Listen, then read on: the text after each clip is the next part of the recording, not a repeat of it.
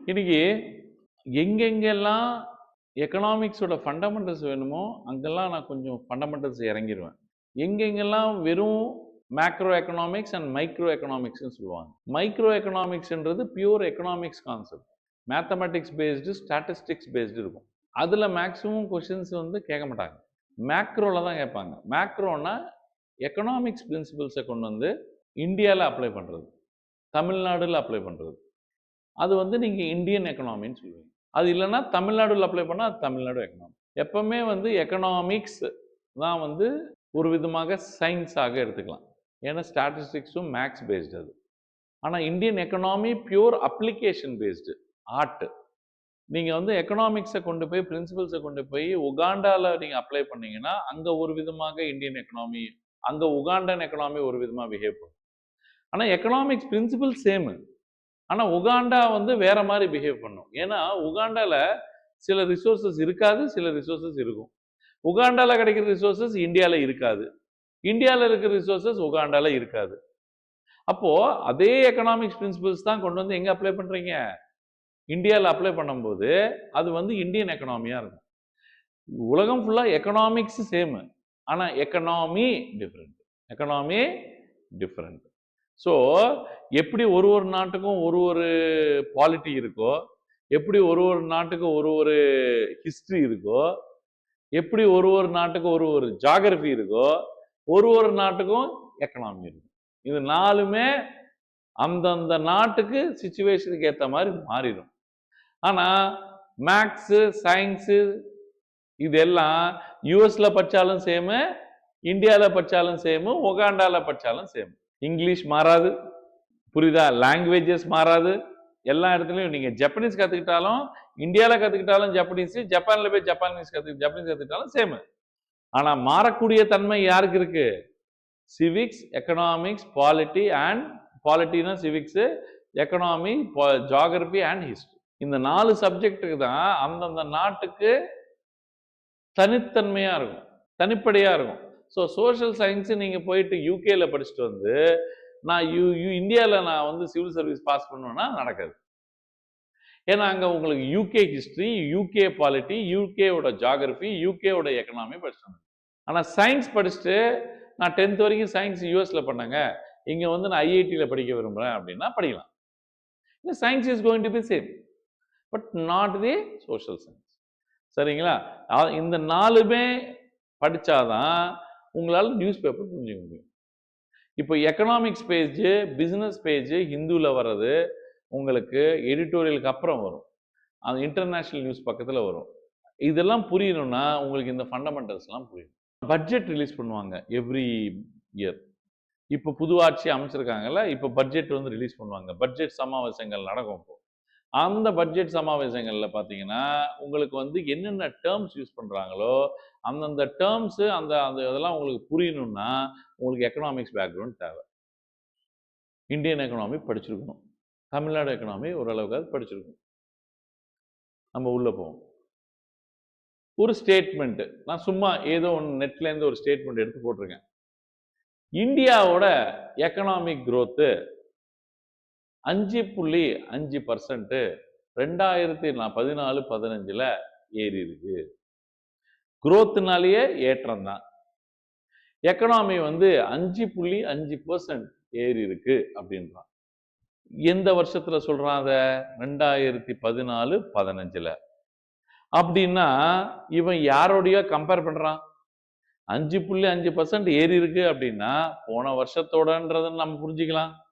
அப்பனா 2013-14 விட 2014-15 economy, Indian economy grow ஆயிருக்கு, வளர்ந்திருக்கு, வளர்ச்சி அடைஞ்சிருக்கு. புரியுதுங்களா? பொருளாதாரம் டெவலப் ஆயிருக்கு. புரியுதுங்களா? சோ இந்த ஸ்டேட்மெண்ட் ஆர்பிஐ ரிலீஸ் பண்ணிருக்கு. இந்த ஸ்டேட்மெண்ட் ஆர்பிஐ.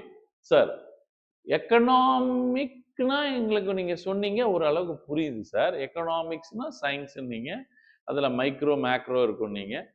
ஆனா இந்தியன் எக்கனாமின்னா என்ன சொன்னீங்கன்னா எக்கனாமிக்ஸ் கொண்டு வந்து இந்தியாவில் அப்ளை பண்ணா அது இந்தியன் எக்கனாமி நீங்க சார்.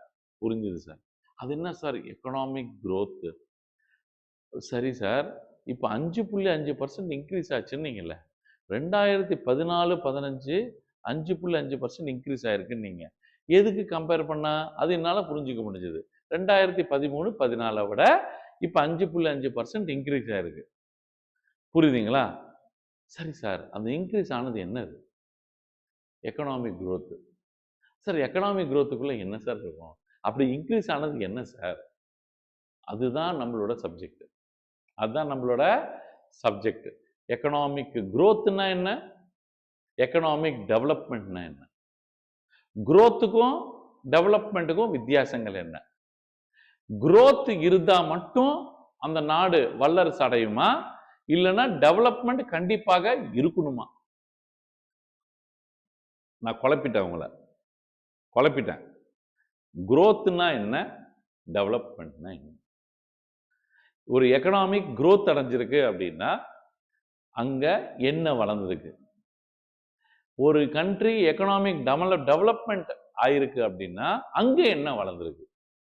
growth ரொம்ப இம்பார்ட்டண்டா டெவலப்மெண்ட் அடையிறதுக்கு. growth இல்லாம டெவலப்மெண்ட் அடைய முடியாதா? ஒருவேளை growth மட்டும் போதுமா? டெவலப்மெண்ட்டே தேவையில்லையா? இந்த மாதிரி ஒரு பல கேள்விகளுக்கு பதில் தெரியணும்னா நம்ம உள்ள ஆராய்ஞ்சா மட்டும்தான் அது முடியும். உள்ள போய் நம்ம ஒரு டீட்டெயிலா படிச்சா மட்டும்தான் விளங்கும். உங்களுக்கு அது எப்படி கொண்டு வந்திருக்கேன்னா, உங்களோட ஸ்கூல் புக்ஸ், உங்களோட கண்டென்ட் எல்லாமே ரொம்ப ஃபண்டமெண்டலா எடுத்துக்கிட்டு அதுல இருக்கிற கண்டென்ட்லாம் நான் ரெடி பண்ணி நான் உங்களுக்கு கண்டென்ட்டை கொண்டு வந்திருக்கேன். ஃபண்டமெண்டலா புரிய வைக்கிறதுக்கு. ஃபர்ஸ்ட் 3 கிளாஸ் ரொம்ப ஃபண்டமெண்டலா இருக்கும். அடிமட்ட ஃபண்டமெண்டல். 3 class 4 class. எப்படின்னா சின்ன சின்ன வார்த்தைகள் கூட எக்கனாமிக்ஸ்ல உங்களுக்கு புரியும். அடிமட்டத்துக்கு போயிருவேனா. ஏன்னா சாதாரணமாக டிஎன்பிசி எழுதுறவங்களுக்கு இல்ல யூபிஎஸ்சி எழுதுறவங்களுக்கு ஓரளவுக்கு ஹிஸ்டரினா பாலிட்டினா பிடிக்கும். ஏன்னா பார்த்தா மைண்ட் அப்ளை பண்ண தேவையில்ல, தெரிஞ்சுக்கிட்டா போதுமானது. ஜியாகிரபினா கொஞ்சம் சயின்ஸ் அப்ளை பண்றதுனால கொஞ்சம் யோசிப்பாங்க, டஃப்னுவாங்க. எக்கனாமிக்ஸுக்கு வரும்போது டேர்ம்ஸ் எல்லாம் புரியாதனால எக்கனாமிக்ஸ்லாம் பயம். எல்லாத்தோட இந்த 4 சப்ஜெக்ட்ல யூஸ்வலா பாத்தீங்கன்னா எக்கனாமிக்ஸை மாற்றுதாய் பிள்ளை மாதிரி பார்ப்பாங்க. இந்த சிவில் சர்வீசஸ் படிக்கிற எல்லா பசங்களும். அதனால நான் என்ன பண்ணேன், இது மாற்றுத்தாய் இல்ல, இது உங்க வீட்டு பிள்ளை, நீங்க வளர்க்க வேண்டிய பிள்ளை, இந்த பிள்ளை தான் உங்களுக்கு நாளைக்கு கஞ்சி ஊத்தும். இது கஞ்சி ஊத்தும். யாரு? சரி, இப்ப சம்மர் டைம் கூழ் ஊத்தும். சரிங்களா? அது ஏதோ ஒண்ணு ஊத்தும். யாரு? இந்த எக்கனாமிக்ஸ் தான் உங்களுக்கு உயிர் கொடுக்கும். ஏன்னா நீங்க அட்டன் பண்ற பாலிட்டியும் ஹிஸ்டரி எல்லாம் ஊரு ஃபுல்லா அட்டன் பண்ணிடுவான். ஆனா எக்கனாமிக்ஸ்ல தான் நீங்க எட்ஜ் வைக்க முடியும். ப்ரிலிம்ஸ்லயும் சரி, மெயின்ஸ்லயும் சரி. கான்செப்ட் புரியுது? கான்செப்ட் புரியுது. ஸ்பூன் ஃபீடிங் பிளான் பண்ணியிருக்கேன். புரியுதுங்களா? ஸ்பூன் எடுத்து ஃபேரக்ஸ் எடுத்து செரிலாக் எடுத்து அப்படியே வாயில ஊட்டுவாங்க பார்த்தீங்களா, பேபிக்கு 1 இயர் பேபிக்கு, அந்த மாதிரி கண்டென்ட் ரெடி பண்ணியிருக்கேன். இதுக்கு மேல இறங்கணும்னா பாதாளத்துக்கு தான் போகணும். இப்பயே டிஸ்க்ளைமர் ஸ்டேட்மெண்ட் போட்டுட்டேன். சார் இதுக்கு மேல உங்களால இறங்க முடியுமா நீங்க எனக்கு கேட்கவே கேட்காதீங்க. அந்த அளவுக்கு நான் இறங்கிட்டேன் கண்டென்ட்ல. ஆனா உங்களுக்கு நல்லா புரிய வைக்கணுன்ற ஒரு முயற்சியில டீலா பண்ணுவோம். இப்போ இது ஹெட்லைன். நியூஸ் என்ன சார்? இப்படிதான் நீங்க பேப்பர்ல பாப்பீங்க நியூஸ். அது புரியணும். India's economic growth. ஐயோ எக்கனாமிக் growthனா என்னன்னு தெரியாது சார். growth எக்கனாமி ஏதோ growth ஆச்சு, அது அந்த எக்கனாமிக் growthக்குள்ள என்ன இருக்குன்னு தெரியாதே சார். என்ன அதுக்குள்ள grow ஆயிருக்கு? எக்கனாமிக் growthன்ற பானையில என்ன இருக்கு? பானையில மட்டம் ஏறி இருக்குன்றீங்க, நீர் மட்டம் ஏறி இருக்குன்றீங்க. அது நீர் இருக்கா, பால் இருக்கா, மோர் இருக்கா, என்ன இருக்கு அதுக்குள்ள? போன வருஷத்தோட இந்த விட 5.5 லிட்டர் அதிகமா இருக்குன்றீங்க. ஆனா என்ன இருக்கு பானைக்குள்ள? அதான் எக்கனாமிக் growthக்கு நம்ம படிக்கணும். ஸ்லிப் பிலோ 5% இந்த ஃபினான்ஷியல் இயர். ஃபினான்ஷியல் இயர்னா எது? பிப்ரவரி 1ல இருந்து அடுத்த வருஷம் நம்மளுக்கு பிப்ரவரி 1 மார்ச் எடுப்பாங்க, இது பட்ஜெட். ஆனா நம்ம யூசுவலா ஃபினான்ஷியல் இயரா மார்க் பண்றது ஏப்ரல் 1ல இருந்து March 1, March 31. March 31 accounts close ஆகும். இதுதான் ஃபினான்ஷியல் இயர்.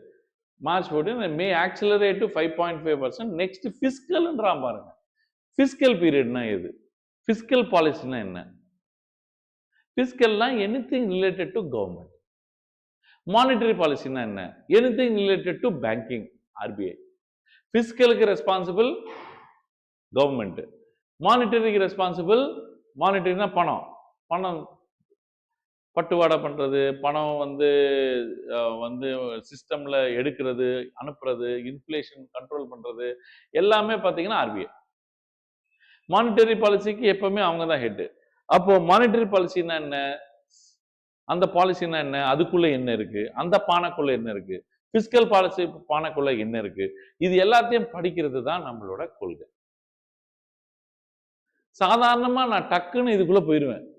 டப்பு டுப்புன்னு ஜிடிபின்னா என்ன, நேஷனல் இன்கம்னு சொல்லிட்டு டப்புன்னு பார்த்தீங்கன்னா நான் உள்ள இறங்கிடுவேன் மானிட்டரி பாலிசி, பிசிக்கல் பாலிசியில். இந்த வாட்டி உங்க பேட்சை வச்சு அந்த ரிஸ்க் எடுக்க நான் விரும்பல. இறங்கு பாதாளத்துக்கு, தண்ணியே வந்தாலும் சரி, கீழே போய் எஸ்தினோஸ்பியர்ல ரீச் ஆகி மேக்மாவே வெளியே வந்தாலும் சரி, என்ன வந்தாலும் கோர் ஆஃப் தி எர்த்துக்கே போனாலும் சரி, நான் என்னோட முயற்சியிலேருந்து வெளியே போகக்கூடாதுன்னு முடிவு பண்ணிட்டேன். இப்போ இன்னொரு ஸ்டேட்மெண்ட் ஒன்று போட்டிருக்கேன். சார் இந்த வருஷத்துக்கான ஸ்டேட்மெண்ட் அது பழைய ஸ்டேட்மெண்ட். growth ஆஃப் இந்தியா வந்து 6.6% எக்ஸ்பெக்டட், ப்ரொஜெக்டட். எப்போ? 2027. இந்த வருஷம் 2026, 2027. FY என்ன அர்த்தம்? Fiscal year. என்ன? Fiscal year. Budget year. April 1 March 31. ஏன்னா 6.6% தான். ஏன்னா மிடில் ஈஸ்ட்ல கான்ஃபிளிக்ட் இருக்கு, சப்ளை செயின் ப்ராப்ளம் இருக்கு, எக்கனாமிக் ஆக்டிவிட்டி குறைஞ்சிருக்கு. அதே மாதிரி வேர்ல்ட் பேங்க் வந்து இந்த அப்டேட் வந்து, ஆனாலும் வேர்ல்ட் பேங்க் என்ன சொன்னாங்க? இந்த ஸ்லோ டவுன், இந்த ரிசெஷன் இருந்தாலும், இந்த slow down of the economy இருந்தாலும், மெத்தனமா ஸ்லோவா எக்கனாமி நடந்துட்டு போனாலும், இந்தியா வந்து ஸ்டில் ஃபாஸ்டஸ்ட் க்ரோயிங் எக்கனாமி இது அப்படின்னு யார் சொன்னா? World bank. அப்ப நான் வேர்ல்டு பேங்க்குள்ள என்னென்ன இருக்கும் சார்? வேர்ல்டு பேங்க்னா யாரு சார்? அங்க போய் நான் பணத்தை டிபாசிட் பண்ணலாமா சார்? நான் ஒரு அக்கௌண்ட் ஓபன் பண்ணி கிரெடிட் கார்டு அப்ளை பண்ணலாமா சார்? பண்ண முடியாது. வேர்ல்டு பேங்க்னா யாரு சார்? எஸ்பிஐ பேங்க் மாதிரியே இருக்குமா சார்? அதுக்குள்ள இருக்கிறவங்க வேர்ல்டு பேங்க்னா எந்தெந்த யூனிட்லாம் சேர்ந்தா அது வேர்ல்டு பேங்க்னு பேர் வந்திருக்கு சார். அதோட ஹெட் குவார்ட்டர்ஸ் எங்க சார் இருக்கு? இது எல்லாமே நீங்க எக்கனாமிக் ஆர்கனைசேஷன்ஸ்ல படிப்பீங்க. எங்க படிப்பீங்க? ஆர்கனைசேஷன்ஸ். கடைசியில புரியுதுன்னு நினைக்கிறேன். உங்களுக்கு என்ன நான் கொடுக்க விரும்புறேன்னா, நீங்க பார்க்குற நியூஸ் டெய்லி என்னது? இதுதான். இது இப்ப புரியணும்னா நியூஸ் பேப்பர்ல உங்களுக்கு என்ன தெரியணும்? இந்தியன் எக்கனாமி தெரியணும், எக்கனாமிக்ஸ் தெரியணும். அந்த வார்த்தைகளுக்கு அர்த்தம் அப்பதான் புரியும். இல்லைன்னா மண்ணுக்கு படிப்பீங்க, தட்டுவீங்க. அதை யூஸ்வலா பாத்தீங்கன்னா குரூப் 4, குரூப் 2, குரூப் 1ல ஃபண்டமெண்டல் தான் டவுட் கேட்பான். பிஸ்கல் இயர்னா என்ன, பினான்சியல் இயர்னா என்ன, அப்புறம் எக்கனாமிக் growthோட எக்ஸ்பிளனேஷன் என்ன, புரியுதுங்களா?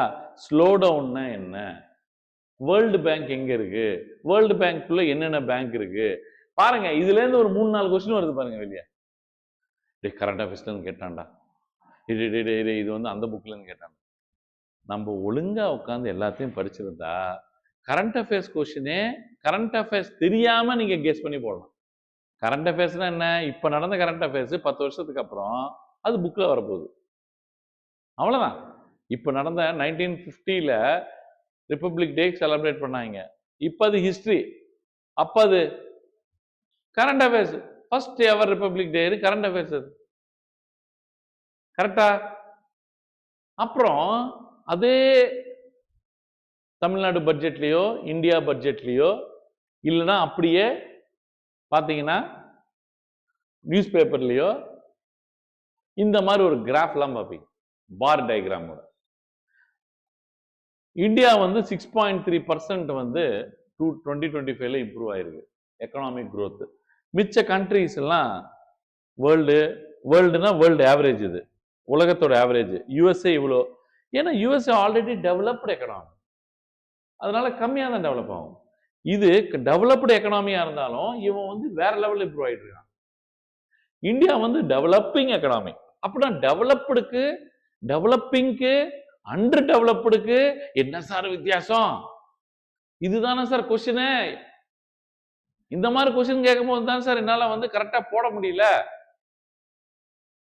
அண்டர் டெவலப்டுனா நம்ம வந்து எதை வச்சு அது அண்டர் டெவலப்டுன்னு சொல்றோம்? அதுக்கு பேராமீட்டர் இருக்கணும்.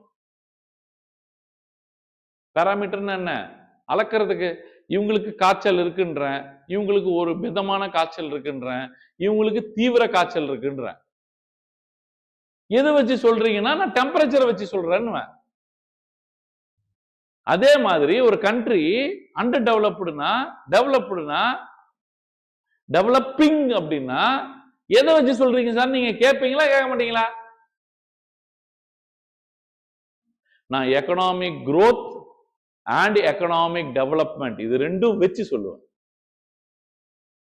ஆனா எக்கனாமிக் growthக்குள்ள என்ன இருக்குன்னு எனக்கு தெரியாது, எக்கனாமிக் டெவலப்மெண்ட்டுக்குள்ள இருக்கிற காம்பனன்ட்ஸ் எனக்கு தெரியாது. ஆனா இது ரெண்டும் பேஸ் பண்ணி தான் என்ன சொல்லுவேன், ஒரு நாடு டெவலப் ஆயிருச்சா, டெவலப்பிங் ஆயிட்டு இருக்கா, இல்லைன்னா டெவலப் ஆக போதா, இல்ல எப்பத்துக்குமே ஆகாதா, இதெல்லாம் எப்படி சொல்றேன்? அந்த எக்கனாமிக் growth அண்ட் டெவலப்மெண்ட் வச்சு சொல்றேன். அப்படின்னா டாபிக் நம்ம எங்க ஆரம்பிக்கணும்? growth அண்ட் டெவலப்மெண்ட்ல இருந்து அப்படியே ஒண்ணு ஒண்ணா விரிச்சுக்கிட்டே வரணும். அது எங்க கொண்டு போதோ அது ஏத்த மாதிரி நம்ம அந்த வாழ்க்கைய கண்டினியூ பண்ணணும். ஃபர்ஸ்ட் நாடி எங்க பிடிக்கணும்ன்றது நான் சொல்றேன். இந்த மாதிரிலாம் உங்களுக்கு டயக்ராம்லாம் வந்து டேபிள்லாம் கொடுப்பாங்க. GDP factor cost, GDP market price, NDP factor cost, நிறைய அட்வான்ஸ்ட் எஸ்டிமேட், ரிவைஸ்ட் எஸ்டிமேட். புரியாது. இதெல்லாம் புரிஞ்சா இது புரிஞ்சிடும். அந்த வார்த்தைகள் என்னன்னு தெரிஞ்சா உங்களுக்கு இந்த டேபிள் புரிஞ்சுக்கிறது என்ன பெரிய விஷயமா இல்ல. இதுதான் நம்ம படிக்க போறோம். வந்துட்டேன். ஃபர்ஸ்ட் வார்த்தை எக்கனாமிக் growth. புரியலனாலும் நான் ஓரளவுக்கு ஃபர்ஸ்ட் சொல்லிட்டு அதுக்கப்புறம் உள்ள போலாம். சார் எக்கனாமிக் growthனா ஒண்ணுமே இல்லை சார். ஒரு கண்ட்ரியில நிறைய கூட்ஸ் தயாரிக்கிறாங்களா சார், லைக் குண்டூசிலேருந்து பெரிய ஏரோப்ளேன் வரைக்கும் தயாரிக்கலாம் ஒரு கண்ட்ரியில, ரயில் வரைக்கும் தயாரிக்கலாம், லேத் மிஷின் தயாரிக்கலாம், கிரேன் தயாரிக்கலாம், சிஎன்சி மிஷின் தயாரிக்கலாம், கார் தயாரிக்கலாம். இந்த மாதிரி பல விஷயங்கள் வந்து ஒரு கண்ட்ரியில தயாரிக்கலாம் சார். அப்படின்னா கூட்ஸ் மட்டும்தான் கணக்கெடுக்கணுமா? இல்லை, நிறைய ஹோட்டல்ஸ் இருக்கு, நிறைய கொரியர் சர்வீஸ் இருக்கு, நிறைய டிரான்ஸ்போர்ட் சர்வீஸ் இருக்கு, நிறைய ஐடி கம்பெனி இருக்கு. இதெல்லாம் என்ன சார்? சர்வீசஸ். கூட்ஸ் தயாரிக்கிறது கூட்ஸ் ப்ரொடக்ஷன், சர்வீசஸ் வந்து ப்ரொடக்ஷன் சொல்ல முடியாது. ஏன்னா அது தரது, அது கண்ணுக்கு தெரியாது. முடி வெட்ட போறீங்கம்மா, அவன் முடி வெட்டிட்டான். முடி வெட்டினா நீங்க ஃபீல் தான் பண்ண முடியும் தவிர நீ எங்க முடி வெட்டின, எவ்வளவு முடி வெட்டின இதெல்லாம் கேட்க முடியாது. எத்தனை கிராம் வெட்டின, எத்தனை அரை கிலோ வெட்டினியா, 3/4 கிலோ வெட்டினியா, கூட்ஸ் இல்ல அது. அதே மாதிரி ஹெட் மசாஜ் எடுக்கிறீங்க, ஹெட் மசாஜ் எடுத்தா 200 ரூபாய் கட்டுறீங்க. ஹெட் மசாஜ் எடுத்த அப்புறம் நீ எனக்கு ஹெட் மசாஜே பண்ணல அப்படின்னா பாக்குறதுக்கு எதுவுமே இல்லை. சார் நான் உங்களுக்கு பண்ணேன் சார்ன்னுவான், நீ பண்ணலன்னுவான். ப்ரூவ் பண்றது எதை வச்சு ப்ரூவ் பண்ணுவீங்க? கையில ஒண்ணுமே இல்லை, அவன் கையை வச்சு பண்ணா போச்சு. எண்ணெய் பாட்டில பாருங்க சார், எண்ணெய் குறைஞ்சிருக்கு நான் சொல்ல முடியும். சர்வீசஸ் ஆர் இன்டான்ஜிபிள், கண்ணுக்கு தெரியாது, அது ஃபீல் தான் பண்ண முடியும். கூட்ஸ் கண்ணுக்கு தெரியும். இப்போ ஒரு கண்ட்ரியில கூட்ஸ் அண்ட் சர்வீசஸ் ரெண்டுமே வளர்ச்சி அடைஞ்சா அது பேரு எக்கனாமிக் growth. எந்த வருஷத்துல? அந்த வருஷத்துல. இது எப்படி சார் வளர்ச்சி அடைஞ்சதுன்னு நீங்க சொல்றீங்கன்னா, இந்த கூட்ஸுக்கும் சர்வீசஸ்க்கும் ஒரு பணத்தோட வேல்யூ கொடுப்பீங்க, like dollars, rupees. For example 10 shoe தான் இந்த கண்ட்ரியில தயாரிச்சிருக்காங்க இந்த வருஷத்துல. இந்த வருஷத்துல 10 ஷூ தான் தயாரிச்சிருக்காங்க. 10 ஷூக்கும் $10 அப்படின்னு நான் வந்து மதிப்பு கொடுத்துருக்கேன். சர்வீசஸ், ஒரு ஹோட்டல்ல நடந்த சர்வீசஸ், ஹோட்டல்ல நடந்த சர்வீசஸ், ரூம் ரெண்ட்லாம் விட்டு அங்க ஒரு $10 வந்திருக்கு. இப்போ டோட்டலா கூட்ஸ் அண்ட் சர்வீசஸ் ப்ரொடக்ஷன் எவ்வளோ? $20. இந்த வருஷம் $20 தான் நம்ம எக்கனாமிக் growth. என்னது? எக்கனாமிக். ஆனா போன வருஷம் $15 பண்ணியிருந்தா, இந்த வருஷம் $20 பண்ணியிருந்தா, நம்ம 33% growth வந்திருக்குன்னு அர்த்தம். எவ்வளோ? 33% growth வந்திருக்கு. போன வாட்டி $15, இந்த வாட்டி $20. ஸோ நம்ம பணத்துக்கு ஒரு வேல்யூ, ஒரு சர்வீஸுக்கும் ஒரு கூட்ஸுக்கும் பணத்தோட வேல்யூவை நம்ம ஈடு கொடுத்து, அது நம்ம போன வருஷத்தோட கம்பேர் பண்ணா இந்த கண்ட்ரி எக்கனாமிக் growth அடைஞ்சிருக்கா இல்லையா அப்படின்றது நம்ம கண்டுபிடிக்கும். எக்கனாமிக் டெவலப்மெண்ட்னா என்ன சார்? எக்கனாமிக் டெவலப்மெண்ட்னா என்ன சார்? சார், வெறும் growth மட்டும் இருந்தா அது வந்து எக்கனாமிக் டெவலப்மெண்ட் இல்ல. growthம் இருக்கணும், பிளஸ் சொசைட்டியும் உருப்படணும். எஜுகேஷன், ஹெல்த், இது எல்லாமே இம்ப்ரூவ் ஆனா மட்டும்தான் பணத்தோட வல்லரசு அடையணும். பிளஸ் என்ன அடையணும்? உங்களுக்கு எஜுகேஷன் டெவலப் ஆனோம், ஹெல்த்தும் டெவலப் ஆனோம். இந்த 3 ஆங்கிள் நம்ம டெவலப் ஆனாதான் அந்த கண்ட்ரி டெவலப்டு கண்ட்ரி. இந்த 3 ஃபேக்டர்ல எந்த ஃபேக்டர் கம்மியா இருந்தாலும் அது டெவலப்பிங் கண்ட்ரி. இந்த 3மே டெவலப் ஆகாம இருந்தா அண்டர் டெவலப்டு கண்ட்ரி. சொல்லிக்கிட்டே இருப்பேன், கவலைப்படாதீங்க. இது ஃபர்ஸ்ட் ரவுண்டு. இப்போ ஒரு விஷயமா பாருங்க, எக்கனாமிக் growth மட்டும் இருந்தா எக்கனாமிக் டெவலப்மெண்ட் வந்த மாதிரியா? இல்ல. எக்கனாமிக் growth வரணும், எக்கனாமிக் எஃபிஷியன்சி வரணும், நிறைய ப்ராசஸ் டெவலப்மெண்ட்லாம் நடக்கணும். அது நடுவில் இருக்கிற ட்ரையாங்கிள் தான் எக்கனாமிக் டெவலப்மெண்ட். இது 3 இருந்தாதான் economic development. Economic development is a bigger thing. ஒரு நாடு எக்கனாமிக் growth ஃபர்ஸ்ட் அடையணும். ஆனா எக்கனாமிக் growth மட்டும் அடைஞ்சா பத்தாது, எக்கனாமிக் டெவலப்மெண்ட் ஆகணும். சவுதி அரேபியால 2015 வரைக்கும் ஒரு பெண் லைசன்ஸ் வாங்க முடியாது. என்ன வாங்க முடியாது? லைசன்ஸ் வாங்க முடியாது. நாட்டை விட்டு ஈரான் என்ற நாட்டுல ஒரு பெண் கணவருக்கு தெரியாம, இல்ல அவங்க அப்பாவுக்கு தெரியாம கல்யாணம் ஆகலன்னா, கணவருக்கு தெரியாம ஒரு நாட்டை விட்டு வெளியே போக முடியாது. அது குற்றம். பிடிச்சி ஜெயில விடுறாங்க. இது சவுதி அரேபியால இல்லாத ரோடு இல்ல, சவுதி அரேபியால இல்லாத பிரிட்ஜ் இல்ல, சவுதி அரேபியால இல்லாத பணம் இல்ல. ஆனா அங்க என்ன இல்ல? சொசைட்டல் டெவலப்மெண்ட் இல்ல. விமன் 50% அது விமன் ஒண்ணுமே இல்ல. எஜுகேஷன் அவங்களுக்கு அந்த அளவுக்கு தரல. சொசைட்டல் டெவலப்மெண்ட் இல்ல, ஹாப்பினஸ் இல்ல. ஆட்டோமேட்டிக்கா அது நீங்க டெவலப்மெண்ட்னு சொன்னீங்கன்னா என்ன சொல்றது? அவன் டெவலப்டு எக்கனாமின்னு தான் சொல்லுவான். ஆனா என்ன பொறுத்த வரைக்கும் அது டெவலப்மெண்ட் இல்லை. டெவலப்மெண்ட்னா என்னன்னா, ஸ்வீடன்ல இருக்கிறது டெவலப்மெண்ட், நார்வேல இருக்கிறது டெவலப்மெண்ட், டென்மார்க்ல இருக்கிறது டெவலப்மெண்ட், பின்லாண்ட்ல அங்க பணம் கொட்டன்னு கொட்டல, எல்லார் கையிலயும் காசு இருக்கு, எல்லாருக்கும் படிப்பு இருக்கு, எல்லாருக்கும் ஹெல்த் இருக்கு, முக்கியமா மனுஷனுக்கு அங்க வேல்யூ இருக்கு. அதனாலதான் அவங்களாம் ஹியூமன் டெவலப்மெண்ட் இண்டெக்ஸ், என்ன இண்டெக்ஸ்? HDI, ஹியூமன் டெவலப்மெண்ட் இண்டெக்ஸ்ல எப்பவுமே ஸ்காண்டினேவியன் கண்ட்ரிஸ் நம்பர் 1ல வருவாங்க. ஏன் யூஎஸ் வராது, ஏன் சவுதி அரேபியா வராதுன்னா இதுதான் காரணம்.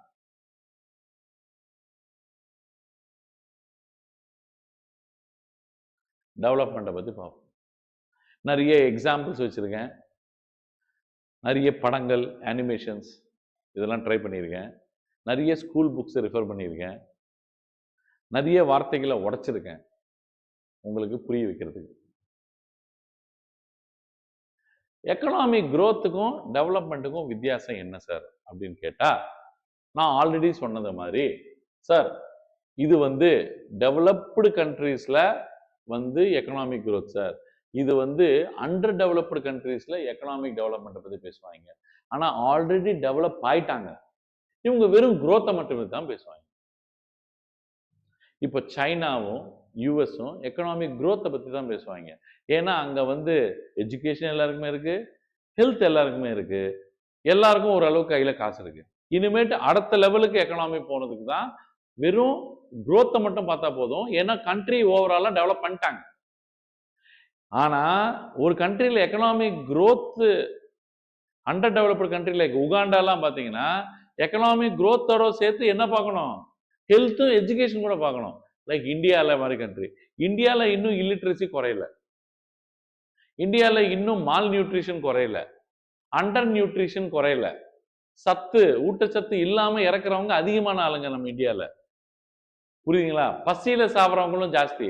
இது எல்லாத்தையும் தடுக்கிறதுக்கு தான் நம்ம MNREGA program, national rural livelihood mission, integrated child development scheme, Sarva Shiksha Abhiyan, எல்லாருக்கும் படிப்பு சொல்லி தரதுக்கு anganwadi centres to give hot cooked meal to the lactating mothers, பால் கொடுக்குற மதர்ஸ் எல்லாருக்குமே ஹாட் குக்டு மீல் கொடுக்கறதுக்கு தான் அங்கன்வாடி சென்டர்ஸ் வந்திருக்கு.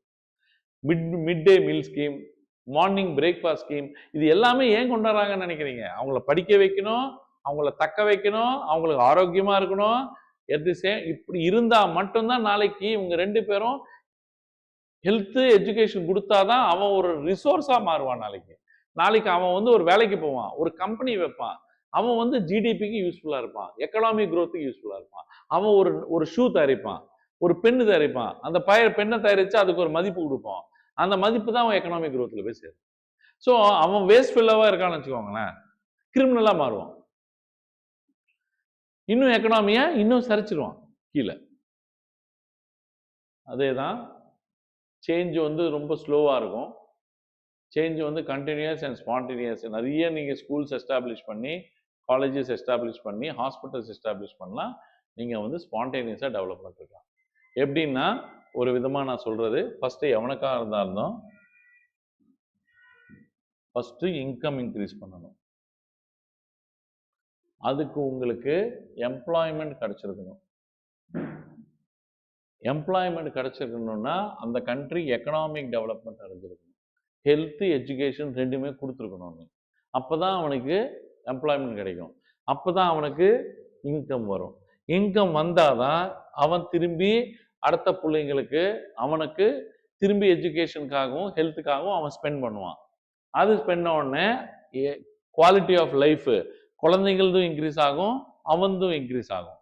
அப்போ திரும்பி எக்கனாமிக். ஸோ இது ஒரு சைக்கிள். இன்கம் மட்டும் இருந்தா இதோட நின்று போயிடும். இது இருந்து ஹெல்த் எஜுகேஷன் இருக்கணும். ஸோ ஃபர்ஸ்ட் ஒருத்தனுக்கு இன்கம் வரணும்னா எக்கனாமிக் growth, இது எக்கனாமிக் growth ஒரு கண்ட்ரி அடையணும்னா ஃபர்ஸ்ட் எம்ப்ளாய்மெண்ட் ஆப்பர்ச்சுனிட்டி கொடுக்கணும். எம்ப்ளாய்மெண்ட் ஆப்பர்ச்சுனிட்டி கொடுக்கணும்னா ஃபர்ஸ்ட் அவனுக்கு ஹெல்த் அண்ட் எஜுகேஷன் கொடுத்துருக்கணும். நீ கொடுக்காம அவனுக்கு எப்படி எம்ப்ளாய்மெண்ட் கிடைக்கும்? ஹெல்த் அண்ட் எஜுகேஷன் கொடுக்கணும்னா எக்கனாமிக் டெவலப்மெண்ட் நடக்குது. அண்டர் டெவலப்டு அண்ட் டெவலப்பிங் கண்ட்ரீஸ்ல எது முக்கியம்? எக்கனாமிக் growth-ஐ விட எக்கனாமிக் டெவலப்மெண்ட் முக்கியம். டெவலப்டு கண்ட்ரீஸ்ல எது முக்கியம்? ஆல்ரெடி அவன் எக்கனாமிக் டெவலப்மெண்ட் அடைஞ்சதுனால எக்கனாமிக் growth முக்கியம். இந்த மாதிரி ஸ்டேட்மெண்ட் பேஸ்டு கொஸ்டின் கேட்டான்னா நம்ம சார் எக்கனாமிக்ஸ் ரொம்ப கஷ்டமா இருந்தது சார், என்ன பண்றதுன்னே தெரியல சார், நான் அங்கேயே கண்ணு அப்படியே சுத்திச்சு சார், விழுந்துட்டேன் சார். இப்போ ஒரு கேஸ் ஸ்டடி பார்ப்போம். இதெல்லாம் கேட்பான். எப்படின்னா இப்போ டெவலப்மெண்ட்னா எப்படி சார் நீங்க எடுத்துப்பீங்க? டெவலப்மெண்ட்டுக்குள்ள எக்ஸ்பிளைன் பண்றேன். எப்படி சார் எடுத்துப்பீங்க? ஒரு டெவலப்மெண்ட்டை என்னன்ற மீனிங்ல நீங்க எடுத்துப்பீங்க? ஒரு நிலமே இல்லை அவருக்கு, ஒரு கூலி வேலை பார்க்குறாரு, விவசாயத்துல கூலி வேலை பார்த்துட்டு இருக்காரு. நிலம் இல்லை, ஒண்ணுமே இல்லை. கூலி வேலைக்கு போனா வயல்ல வேலை செஞ்சா காசு, இல்லைன்னா ஒன்றும் இல்லை. அவரை பொறுத்த வரைக்கும் டெவலப்மெண்ட்னா என்னன்னு கேட்டோம்னா, ஐயா எனக்கு நிறைய நாள் வேலை வேணும், எனக்கு கூலி காசு எக்ஸ்ட்ராவா வேணும். இவனுக்கு டெவலப்மெண்ட் இதுதான். எனக்கு தமிழ் இவனு கரெக்டா வராதம்மா, நீங்க அவர் யாரையோ அவமானப்படுத்திட்டலாம் நினைச்சுக்காதீங்க. எனக்கு இவன் அந்த தமிழ் இஷ்யூ இருக்கும், நீங்க அந்த டேர்ம்ஸ் கரெக்டா போட மாட்டேன். என்ன இப்போ அவர் இருக்காருன்னா அவருக்கு என் பிள்ளைங்களுக்கு இந்த கிராமத்திலேயே ஸ்கூல் வேணும், எனக்கு சோஷியல் டிஸ்கிரிமினேஷன் இருக்கக்கூடாது. எப்படின்னா மேல் ஜாதிக்காரங்கெல்லாம் ஊருக்குள்ளே இருக்காங்க, கீழ் ஜாதிக்காரங்கெல்லாம் எங்களை தூக்கி ஊருக்கு வெளியே வச்சுருக்காங்க, பப்ளிக் வெளில எங்களை யூஸ் பண்ண விட மாட்டேங்கிறாங்க, கோயிலுக்குள்ளே உள்ள விட மாட்டேங்கிறாங்க, நல்ல வேஜஸ், நல்ல கூலி, நிறைய நாள் வேலை. இவங்க இவனை பொறுத்த வரைக்கும் இதுதான் டெவலப்மெண்ட். சைனாக்காரங்கிட்ட கேட்கக்கூடாது, ஃபர்ஸ்ட் அவரு கேளுங்க. ராம்நாட்டில் இருக்கிற ஒருத்தர் உழுவுறவரை போய் கேட்டீங்கன்னா, ஐயா எனக்கு இது கிடைச்சா எனக்கு டெவலப்மெண்ட், இது எனக்கு கிடைச்சா அந்த ஆட்சிக்கு அந்த கவர்மெண்ட்டுக்கு நான் ஓட்டு போடணும். இதுதான் அவனை பொறுத்த வரைக்கும் டெவலப்மெண்ட். அடுத்த ஆளு பஞ்சாப்ல ஒரு ஃபார்மர் இருக்காரு. ஏன்னா இதை வச்சுதான் கிரீன் ரெவல்யூஷன் புரியும் உங்களுக்கு. இதை வச்சுதான் ஹை ஈல்டு வெரைட்டி சீட்னா என்னன்னு புரியும். அங்க எப்படி அவன் பணக்காரனா இருக்கான், ராமநாடுக்காரன் ஏன் பிச்சைக்காரனா இருக்கான், இது எல்லாமே உங்களுக்கு புரியணும்னா உங்களுக்கு டெவலப்மெண்ட்டோட கோல்ஸ் புரியணும். ஒருத்தருக்கு ஒரு டெவலப்மெண்ட் கோல்ஸ். கிருத்திகாவுக்கு ரோல்ஸ் ராய்ஸ் கார்ல போனாதான் பணக்காரன், புரியுதுங்களா? அதே ஷைனிஷாக்கு வேகனார்ல போனாலே பணக்காரி அப்படின்ற ஃபீலிங்கு. நம்ம என்ன பொறுத்த வரைக்கும் நான் சைக்கிளில் போனாலே நான் பணக்காரன்னு ஃபீல் பண்ணுவேன். என்னோட கோல் வந்து சைக்கிள், அவங்களோட கோல் வேகனார், அவங்களோட கோல் ரோல்ஸ் ராய்ஸ். யூஎஸ்ல எல்லாருக்குமே கார் இருக்கு, எல்லாருக்குமே ஓரளவுக்கு கவர்மெண்ட் சப்போர்ட் இருக்கு, எல்லாருக்குமே ஓரளவுக்கு வேலை கிடைச்சிடும். அங்க சொந்த வீடு இல்லைன்னா தான் பிச்சைக்காரன்னுவான். இங்க நம்ம ஊர்ல சோத்துக்கு இல்லைன்னா பிச்சைக்காரன், அங்க சொந்த வீடு இல்லைன்னா பிச்சைக்காரன். அப்போ அங்க டெவலப்மெண்ட் கோல் மாறுது, இங்க டெவலப்மெண்ட் கோல் மாறுது. இது உங்களுக்கு புரியணும். நாளைக்கு டிஸ்ட்ரிக்ட் கலெக்டர் ஆவீங்க, ஐயா என் 2 ஆட்டை காணோன்னு வருவான் கலெக்டர் கிட்ட. அது சாதாரண விஏஓவும் ஒரு கான்ஸ்டேபிள் சால்வ் பண்ணிய ப்ராப்ளம். ஆனா ஆடை 2 காணும்னு சொல்லி அந்த அம்மா, அது என்ன சொல்லுவீங்க, அது மனு நாள், என்ன மனு நீதி நாள், அந்த நாளுக்கு வராங்க மண்டே. வந்து அந்த ஆடை பத்தி அந்த அம்மா அந்த அளவுக்கு குத்தி குத்தி சொல்றா. மா ஆடு தானமா காணும், கவுருமா அங்க அவன் வந்து பெரிய லாரியே காணுன்றான், நீங்க உட்காந்து ஆட்டுக்காக பேசிட்டு இருக்க. ஆனா அந்த நேரத்துல சரஸ்வதியோ நீங்களோ ஒரு கலெக்டராக முன்னாடி போய் என்ன காணுமான்னு கேட்குறாங்க. அசிதா கேட்குறா, என்னன்னு கேட்குறா, 2 ஆடு காணுமாம்மா. ஐயோ, அந்த 2 ஆடு தான் உங்களுக்கு இருக்கிற ஒரே ஆதாரமாம்மான்னு கேட்குறான். ஆமாங்க, அந்த 2 ஆடை வச்சு தாங்க நான் வாழ்ந்துட்டு இருக்கேன். எனக்கு அந்த 2 ஆடு இல்லைன்னா எனக்கு அடுத்த வாரம் பாலும் கிடைக்காது, எனக்கு அடுத்தது அது குட்டி போட வேண்டிய ஆடோட இப்போ அடுத்த அது குட்டி போட்டால் அந்த குட்டிகளை விற்று தான் ஏன் நான் பொழப்பே நடத்தணும். உடனே கலெக்டர் வந்து அங்கே இருக்கிற எஸ்பிக்கு அடிக்கிறாரு. யார் அந்த ஸ்டேஷன் பார்த்து உடனே அந்த ஆடு திருடினவங்களை வந்து பிடிச்சிட்டு கொண்டு வந்து நிற்பாட்டுங்க. அது வரைக்கும் இவங்களுக்கு என்ன பண்ணுறா, அம்மா நீங்கள் என்ன பண்ணுறீங்க, மந்த்லி பென்ஷன் ஸ்கீம் இருக்குது முதியோர்களுக்கு, இது பண்ணுறாரு. அதுக்கப்புறம் உரிமை தொகைன்னு ஒன்று இருக்குது, முதியோருக்கு இதுன்னு இருக்குது, எல்லாமே உங்களுக்கு இது எல்லாத்தையும் நான் வந்து பதிவு பண்ணுறேன் வாங்கம்மான்னு சொல்லி உடனே அங்கே இருக்கிற தாசில்தாரை கூப்பிட்டு அந்த அம்மாவுக்கு ரிஜிஸ்ட்ரேஷன் பண்ணுறீங்க. ஏன்னா உங்களுக்கு டெவலப்மெண்ட்னா என்னன்னு புரிஞ்சிருக்கு. அந்த அம்மாவை பொறுத்த வரைக்கும் அந்த 2 ஆடு தான் டெவலப்மெண்ட். இன்னொருத்தனுக்கு மண் ஓட்டி ஒரு டிப்பர் லாரியே சீஸ் ஆயிருக்கும், அதுக்காக அவன் மனு எடுத்துட்டு வந்திருப்பான். அவன் இல்லீகலா மண் ஓட்டி ஒரு டிப்பர் லாரிக்காக வந்திருக்கான். வரும்போது வெள்ளையும் சொல்லியுமா வருவான். அவனுக்கு அந்த டிப்பர் லாரி போச்சுன்னா அவனும் தெருக்கு வந்துடுவான். அவன் அதுக்காக வந்து நிற்கிறாங்க, இவங்க ஆட்டுக்காக வந்து நிற்கிறாங்க. இவங்களுக்கு லாரி ஒரு 20 லட்சம் 30 லட்சம் லாரி இவனுக்கு என்னவோ, அந்த அம்மாவுக்கு அந்த 2 லாரி அந்த ஆடு அந்த அளவுக்கு. இது தெரியாம தான் அட்மினிஸ்ட்ரேஷன் நக்கிட்டு போயிருக்கு. சென்சிட்டிவிட்டி டெவலப்மெண்ட்னா என்னன்னு தெரியணும், புரியுதுங்களா? 20 லட்சம் காணோன்னு ஒருத்தன் வந்தான்னா 2 கிராம் காணோன்னு ஒரு அம்மா வருதுன்னா நீ 2த்துக்கும் ஒரே வேல்யூ தான் கொடுக்கணும். 20 லட்சம் பெரிய ப்ராப்ளம் ஆகும், 2 கிராம்ன்றது ஒரு சின்ன ப்ராப்ளமாகவும் நினைச்சீங்கன்னா நீங்க நாளைக்கு பியூரோக்ராட் ஆகியும் ஒரு பிரயோஜனம் இல்லை. பஞ்சாப்ல இருக்கிறவர் இவர் என்ன கதை சொல்றாரு, ஐயா எனக்கு வந்து நிறைய கிராப்ஸ், நிறைய விளையணும், நிறைய பிரைஸ் வரணும் என் விளைச்சலுக்கு, எனக்கு ஏற்கனவே நிறைய விளையுது, ஆனாலும் இன்னும் நிறைய விளையணும். ஏற்கனவே எனக்கு நல்ல பிரைஸ் வருது, ஆனாலும் எனக்கு நல்லா விளையணும். ஏன் பஞ்சாப் ஃபுல்லா 5 ரிவர் போகுது, ஃபுல்லாவே நீர்ப்பாசனம் தான், ஆனாலும் நான் லேண்டை நாசமாக்கிக்கிட்டு இருக்கேன், ஆனாலும் எனக்கு வந்து அதிகமான வந்து கல்டிவேஷன் நடக்குது. Thanks to green revolution, thanks to high yield variety, நிறைய ஈல்டு, நிறைய உற்பத்தி ஆகக்கூடிய விதைகள் நாங்கள் வந்து போட்டிருக்கேன். போட்டுட்டு ஹை ஈல்டு வெரைட்டி சீட்ஸ்லாம் கொடுத்து நிறைய இரிகேஷன்லாம் பண்ணி பணம் ஓஹோன்னு இருக்கு. போன வாட்டி 10 லட்சம் லாபம், இந்த வாட்டி எனக்கு 20 லட்சம் லாபம் அப்படின்னு கேட்குறவன் பஞ்சாப்ல இருக்கிற ஃபார்மர். அதே மாதிரி எனக்கு சீப்பா லேபர் வேணும்னு கேட்பான். ஏற்கனவே சீப்பா தான் லேபர் வேலை செஞ்சுட்டு இருப்பான், இன்னும் சீப்பா லேபர் வேணும்னுவா. ஏன்னா காசு மிச்சப்படுத்தணும்ல சார். கிராப்ஸ் ஏறணும், ஃபேமிலி இன்கம் ஏறணும், நான் வந்து ஹார்ட் ஒர்க் பண்றேன் அப்படின்னு நல்லா உழைக்கக்கூடிய, நல்லா சீப்பான, நல்லா உழைக்கக்கூட நம்ம கோயம்பேடு மார்க்கெட்டு போனா தரமான ஒரு காய்கறியை பார்த்து மலிவான விலைக்கு வாங்கிட்டு வரணும்னு நினைப்போம் பார்த்தியா, அதே கதை. அந்த நேரத்தில் அந்த விவசாயி எவ்வளோ கஷ்டப்பட்டான், இந்த கோயம்பேடு மார்க்கெட்டில் அது கொண்டு வந்து அங்கே வைக்கிறதுக்காக எவ்வளோ கஷ்டப்பட்டாங்க, இதெல்லாம் நம்ம யோசிக்க மாட்டோம். நம்ம யோசிக்கிறது ஒண்ணுதான், தரமான பொருள் மலிவான விலத்துக்கு வரணும்.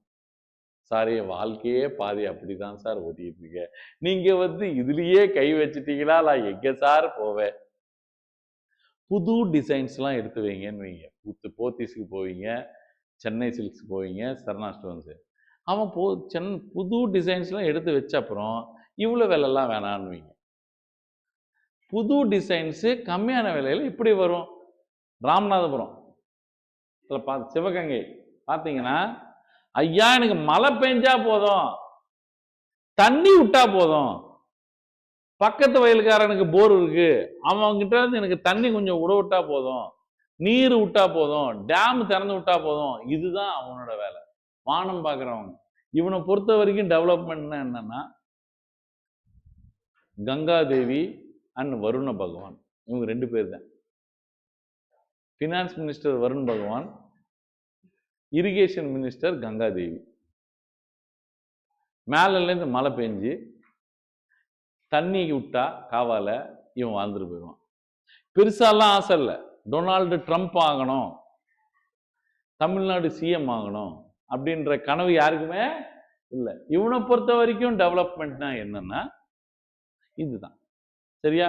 இவன் சொன்னதால தப்பா எடுத்துக்காதீங்க. இவரு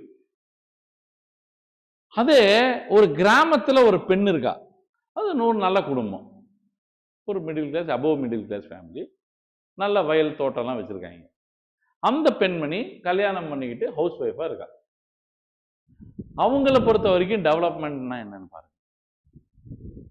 கனெக்ட் ஆவீங்கம்மா, கனெக்ட் ஆவீங்க, கவனம் பண்ணுங்க. பெண்களுக்கு நிலத்துல பங்கு தர மாட்டேங்கிறாங்க, கல்யாணம் கட்டி அந்த ஊருக்கு அனுப்பிச்சிடுறாங்க. அதுக்கப்புறம் அங்க 100 ஏக்கர் இருந்தாலும் அது ஒரு பையனே பிறந்தாலும் அந்த 100 ஏக்கர் தூக்கி அவனுக்கு தான் தராங்க. கேட்டா உனக்கு கல்யாணம் அப்ப சீர் பண்ண, நகை வச்சேன், 1 பவுன் 1 லட்ச ரூபா இருந்தாலும் நான் உனக்கு 100 பவுன் வச்சேன்னு பேசுவாங்க. அது நிலம் எதுவும் ஏறாத மாதிரி, நகை மட்டும்தான் ஏறுற மாதிரி. தமிழ்நாடை பொறுத்த வரைக்கும் ஓரளவுக்கு டிசிப்ளின் இருக்கு. ஆந்திரா கர்நாடகாலாம் மோசம், மொத்தமா பையன்தான். தமிழ்நாடை பொறுத்த வரைக்கும் நான் பார்த்துருக்கேன், நிறைய பிராமின் ஃபேமிலிஸ், கவுண்டர் ஃபேமிலிஸ்லாம் பெண்களுக்கு ஆண்களுக்கு சம உரிமை தான் கொடுத்துட்டு இருக்காங்க.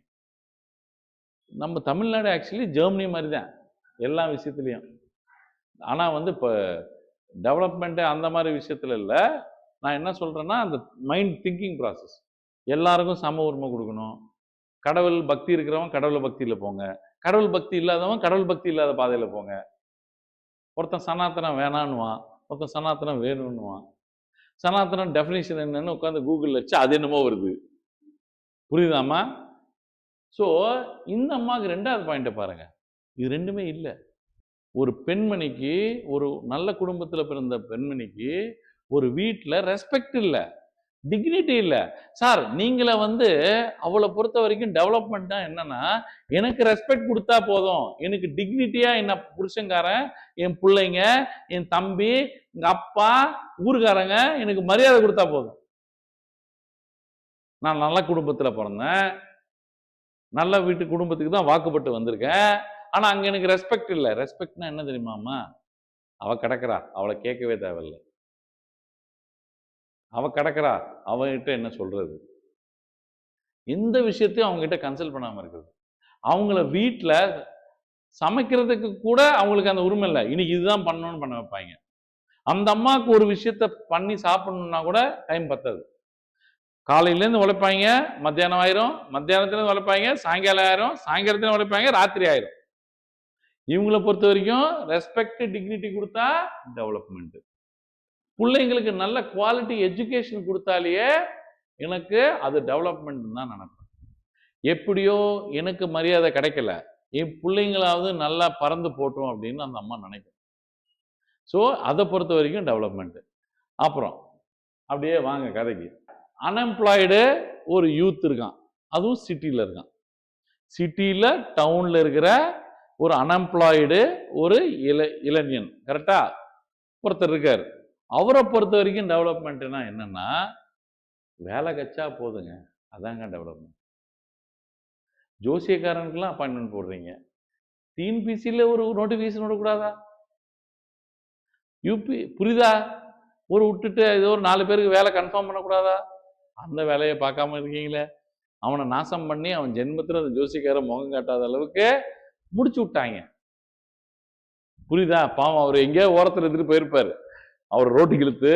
மொத்தமா ஜாப் செக்யூரிட்டி சார், ஒரு வேலை கிடைக்கிறது பாயிண்ட் இல்லை, அந்த வேலையில நான் நிறைய நாள் இருக்கணும்.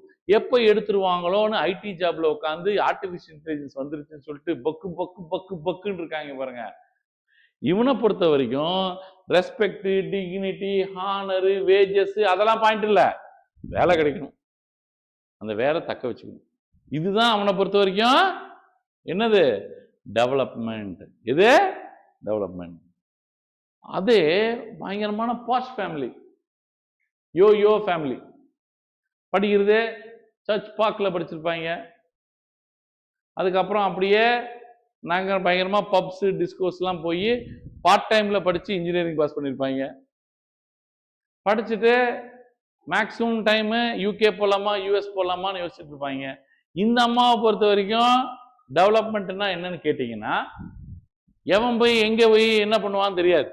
லிபரலாக இருக்கணும், ஃப்ரீயாக இருக்கணும் அப்படின்னு சுற்றும்போது நிறைய செக்யூரிட்டி இஷ்யூஸ் வரும். சேஃப் லிபரல் என்விரான்மெண்ட் இருந்தால், லிபரல்னா என்ன? ஃப்ரீடம் அவளுக்கு கிடைச்சா அது என்ன நினைக்கிறா? அது டெவலப்மெண்ட் நினைக்கிறான். வெளிநாட்டுக்கு எப்படியா ஓடிட்டா அது டெவலப்மெண்ட் நினைக்கிறான். நான் மட்டும் எப்பவுமே சப்பாத்தி மாவு கலந்துக்கிட்டே இருக்கேன், அவனை மட்டும் படுத்துக்கிட்டே இருக்கான், அவனுக்கு ஏதாவது ஒரு வேலை கொடுமா. எப்பவுமே வீடு பெருக்கிறது நான் தானா, கோலம் போடுறது நான் தானா, அவனை ஒரு வாட்டி பெருக்க விடு, அவனை துடைக்க விடு. இதெல்லாம் என்னது? இவ்வளோ பொறுத்த வரைக்கும் டெவலப்மெண்ட்.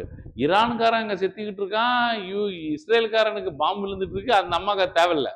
இவ்வளோ பொறுத்த வரைக்கும் அண்ணன் ஜெயிக்கக்கூடாது, இவ்வளோ பொறுத்த வரைக்கும் நான் யூஎஸ் போகணும், இவ்வளோ பொறுத்த வரைக்கும் நான் என்ன ஒன்றாலும் கூத்தடிப்பேன் வெளியே, ஆனால் சேஃபாக இருக்கும் அப்படின்னு கேட்டால் அந்த அம்மா பொறுத்த வரைக்கும் அது லிபரல். அது வந்து டெவலப்மெண்ட். அதே வீட்டில் பிறந்த பையன்கிட்ட கேட்போம், டெவலப்மெண்ட்னா என்னடா, உனக்கு என்னடா வேணும் அப்படின்னு கேட்டால் இவன் உடனே சிஸ்டர்னுவான்.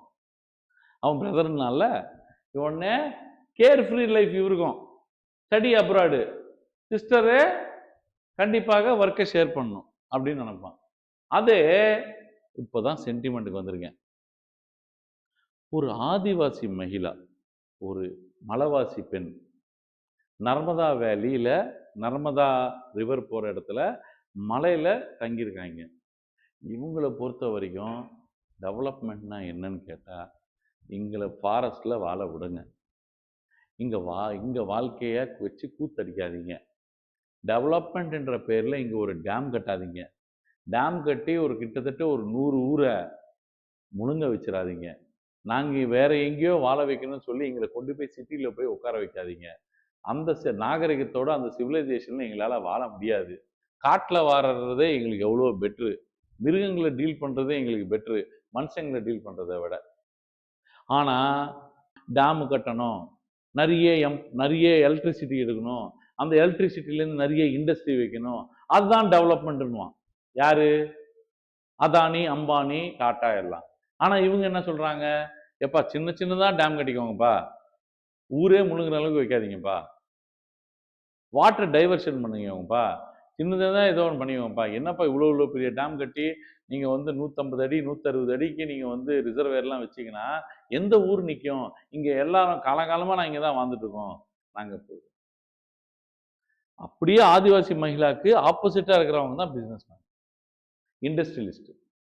அவனை பொறுத்த வரைக்கும் அது டெவலப்மெண்ட், இந்த அம்மாவை பொறுத்த வரைக்கும் இது டெவலப்மெண்ட். விட்டுட்டா டெவலப்மெண்ட். இங்க பாட்டுக்கு நான் விட்டுருங்க. No huge dam construction as they submerge the land and disrupt our lives. இப்போ பாருங்க, இந்த ரிசர்வேர் இருக்கா, இது 150 அடி இருக்கு. இங்க இருக்கிற எல்லா ஊரும் முங்கிருச்சு. எல்லா மலையிலும் 150 அடி வரைக்கும் தண்ணி நிக்குமா? 150 அடி, 6 அடி தான் நம்ம இருக்கோம். 150 அடி வரைக்கும் தண்ணி நிக்குதுன்னா மலையில, கீழே ஃபுல்லா மலைன்னா அவன் எங்க வாழ்வான்? மேல எத்தனை வைல்ட் லைஃப் அடி வாங்கியிருக்கும், எத்தனை ஹியூமன் லைஃப் அடி வாங்கியிருக்கும், நேச்சர் அடி வாங்கியிருக்கும். ஆனா டெவலப்மெண்ட்ன்ற பேர்ல இரிகேஷன் வேணும், ஃபுட்டு வேணும், பவர் வேணும், ஹைட்ரோ பவர் வேணும், இண்டஸ்ட்ரீஸ்க்கு பவர் வேணும். அதுக்கு நம்ம என்ன பண்ணி ஆகணும்? டேம் கட்டி தான். இப்ப பாருங்க, ஒருத்தருக்கு ஒரு டெவலப்மெண்ட் கோல் இருக்கு. இப்ப பாருங்க, அவனுக்கு அந்தந்த டெவலப்மெண்ட் கோலு தேவை. இப்போ ஆதிவாசி மகிழாவோட கோலுக்கு இண்டஸ்ட்ரியலிஸ்ட் கோல் அப்படியே கான்ட்ராஸ்டா இருக்கா? அதே மாதிரி அந்த ரிச் பாய்க்கும் அந்த ரிச் கேர்ளுக்கும் கான்ட்ராஸ்டா இருக்கா? இருக்கா? பஞ்சாப்ல இருக்கிற ஃபார்மருக்கும் இன்று ஒரு நிலமும் இல்லாத ஒரு விவசாயிக்கும் கான்ட்ராஸ்டா இருக்கா? அவர் சீப்பா லேபர் கேட்கிறாரு, இவன் என்ன கேட்கறான்? கொஞ்சம் வேஜஸ் இன்க்ரீஸ் பண்ணா நல்லா இருக்கும்னு கேட்கறான். ஸோ கான்ட்ராஸ்டிங் பாயிண்ட்ஸ் வந்து நிறைய இருக்கும். இவங்க ரெண்டு பேருக்கும் கான்ட்ராஸ்ட், கீழே இருக்க ரிச் பாய்க்கும் ரிச் கேர்ளுக்கும் கான்ட்ராஸ்ட், கான்ஃப்ளிக்டிங் கோல்ஸ் இவங்களுக்கும் இவங்களுக்கும். ஸோ உங்களுக்கு நாளைக்கு ஸ்டேட்மெண்ட் பேஸ்ட் கொஸ்டினே வரும். எதை பொறுத்த வரைக்கும் எப்பவுமே development changes from situation, time and person. அந்த பர்சனுக்கு அந்த சிச்சுவேஷன்ல அந்த டைம்ல அது டெவலப்மெண்ட். அவன் டெவலப் ஆனதுக்கு அப்புறம் இன்னொரு ஸ்டெப்புக்கு போன அப்புறம் அவனோட டெவலப்மெண்டல் கோல் ஷிஃப்ட் ஆகும். எப்பவுமே நீங்க குரூப் 2 நினைப்பீங்க, குரூப் 2 வந்த அப்புறம் அடுத்தது என்ன நினைப்பீங்க? குரூப் 1 நினைப்பீங்க. ஒரு காலத்துல நீ வந்து டெவலப்மெண்ட் கோல் வந்து குரூப் 2ன்னு சொன்னியாடா, அப்ப அது குரூப் 2. இப்போ குரூப் 1. 9th ஸ்டாண்டர்ட்ல இருக்கிறவன் 10th போவான். இப்ப 9th பாஸ் பண்றது தான் கோல், அடுத்தது 10th பாஸ் பண்றது கோல். எப்பவுமே டெவலப்மெண்ட் கோல் ஷிஃப்ட் ஆகும். டெவலப்மெண்ட் கோல்ஸ் எப்பவுமே ஷிஃப்ட் ஆகும். ரெண்டு things very clear. Different persons have different developmental goals. ஒருத்தருக்கு ஒரு டெவலப்மெண்ட்னு சொன்னா இன்னொருக்கு அது டெவலப்மெண்ட்னு சொல்ல முடியாது.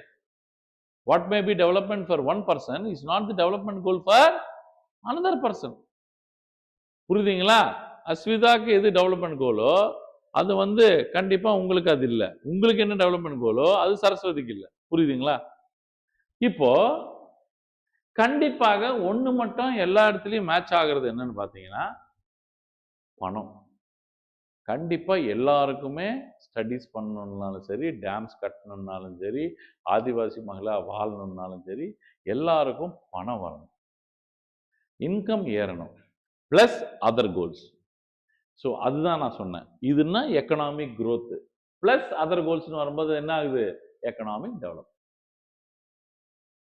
வெறும் இன்கம் இன்க்ரீஸ் பண்ணா அது பேரு எக்கனாமிக் growth.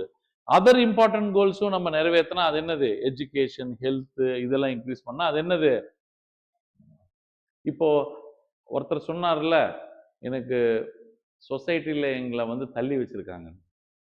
அது அந்த மாதிரி சோஷியல் டிஸ்கிரிமினேஷன் இல்லாம இருந்தாலே அது எனக்கு டெவலப்மெண்ட்னு ஒருத்தர் சொன்னார். கரெக்டா?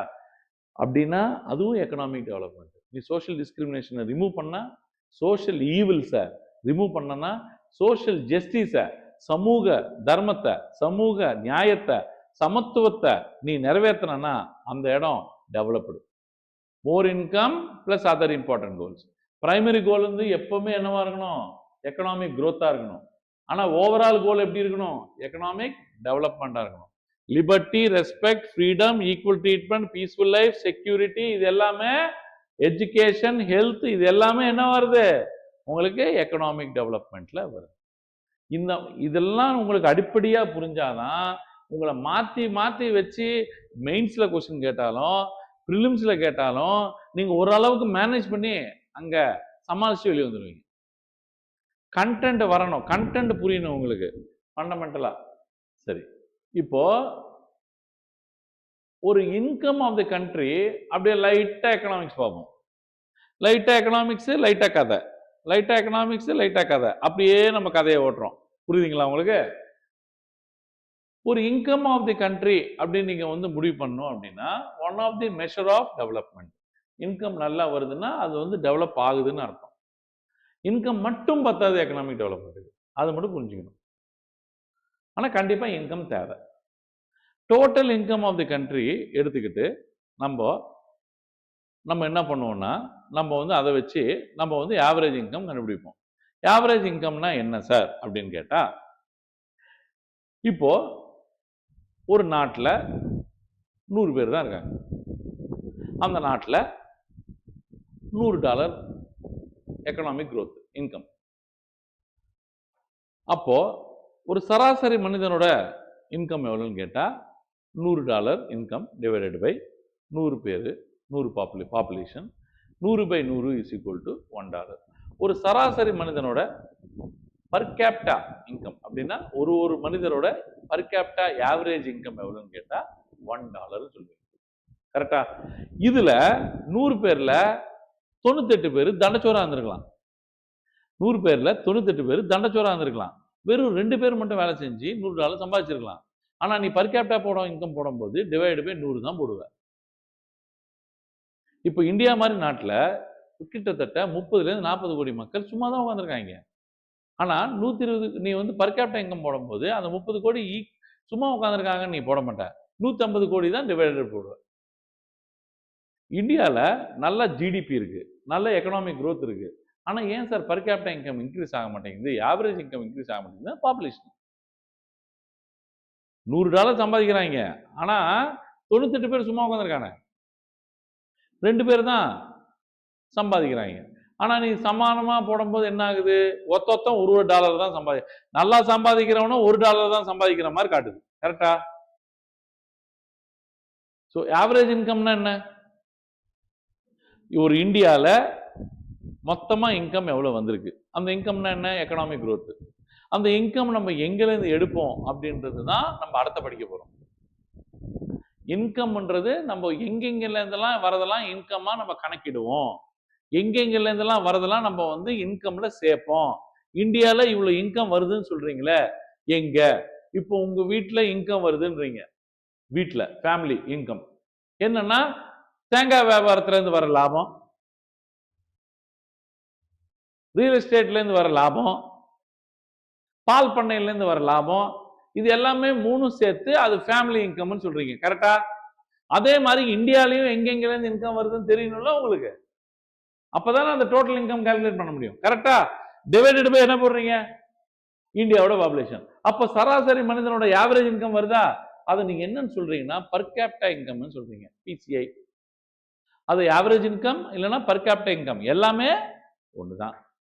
நான் குழப்பல உங்களை, நான் குழப்பல. இது பர் கேப்டா இன்கம்ல வேர்ல்டு டெவலப்மெண்ட் ரிப்போர்ட் 2016 என்ன சொல்லியிருக்காங்கன்னா, சராசரி மனிதனுக்கு பர் கேப்டா இன்கம் வந்து ஆவரேஜ் இன்கம் வந்து $12,000 ஜாஸ்தியா இருந்தா அது ஹை இன்கம் கண்ட்ரிஸ். நம்ம இது முடிச்சுட்டு பிரேக் தரேன்.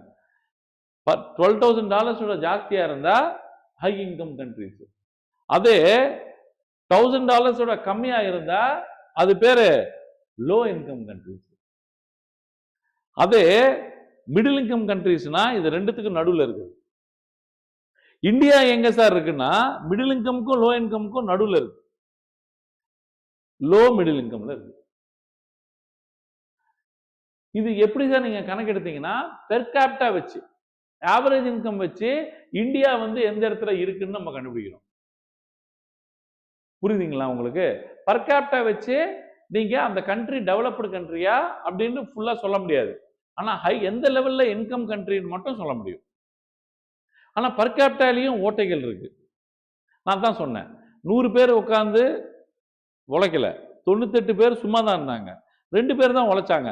ஆனா நீங்க கணக்கு போடும்போது என்ன போட்டீங்க, எல்லாருமே வந்து $1 தான் அப்படின்னீங்க. புரியுதுங்களா?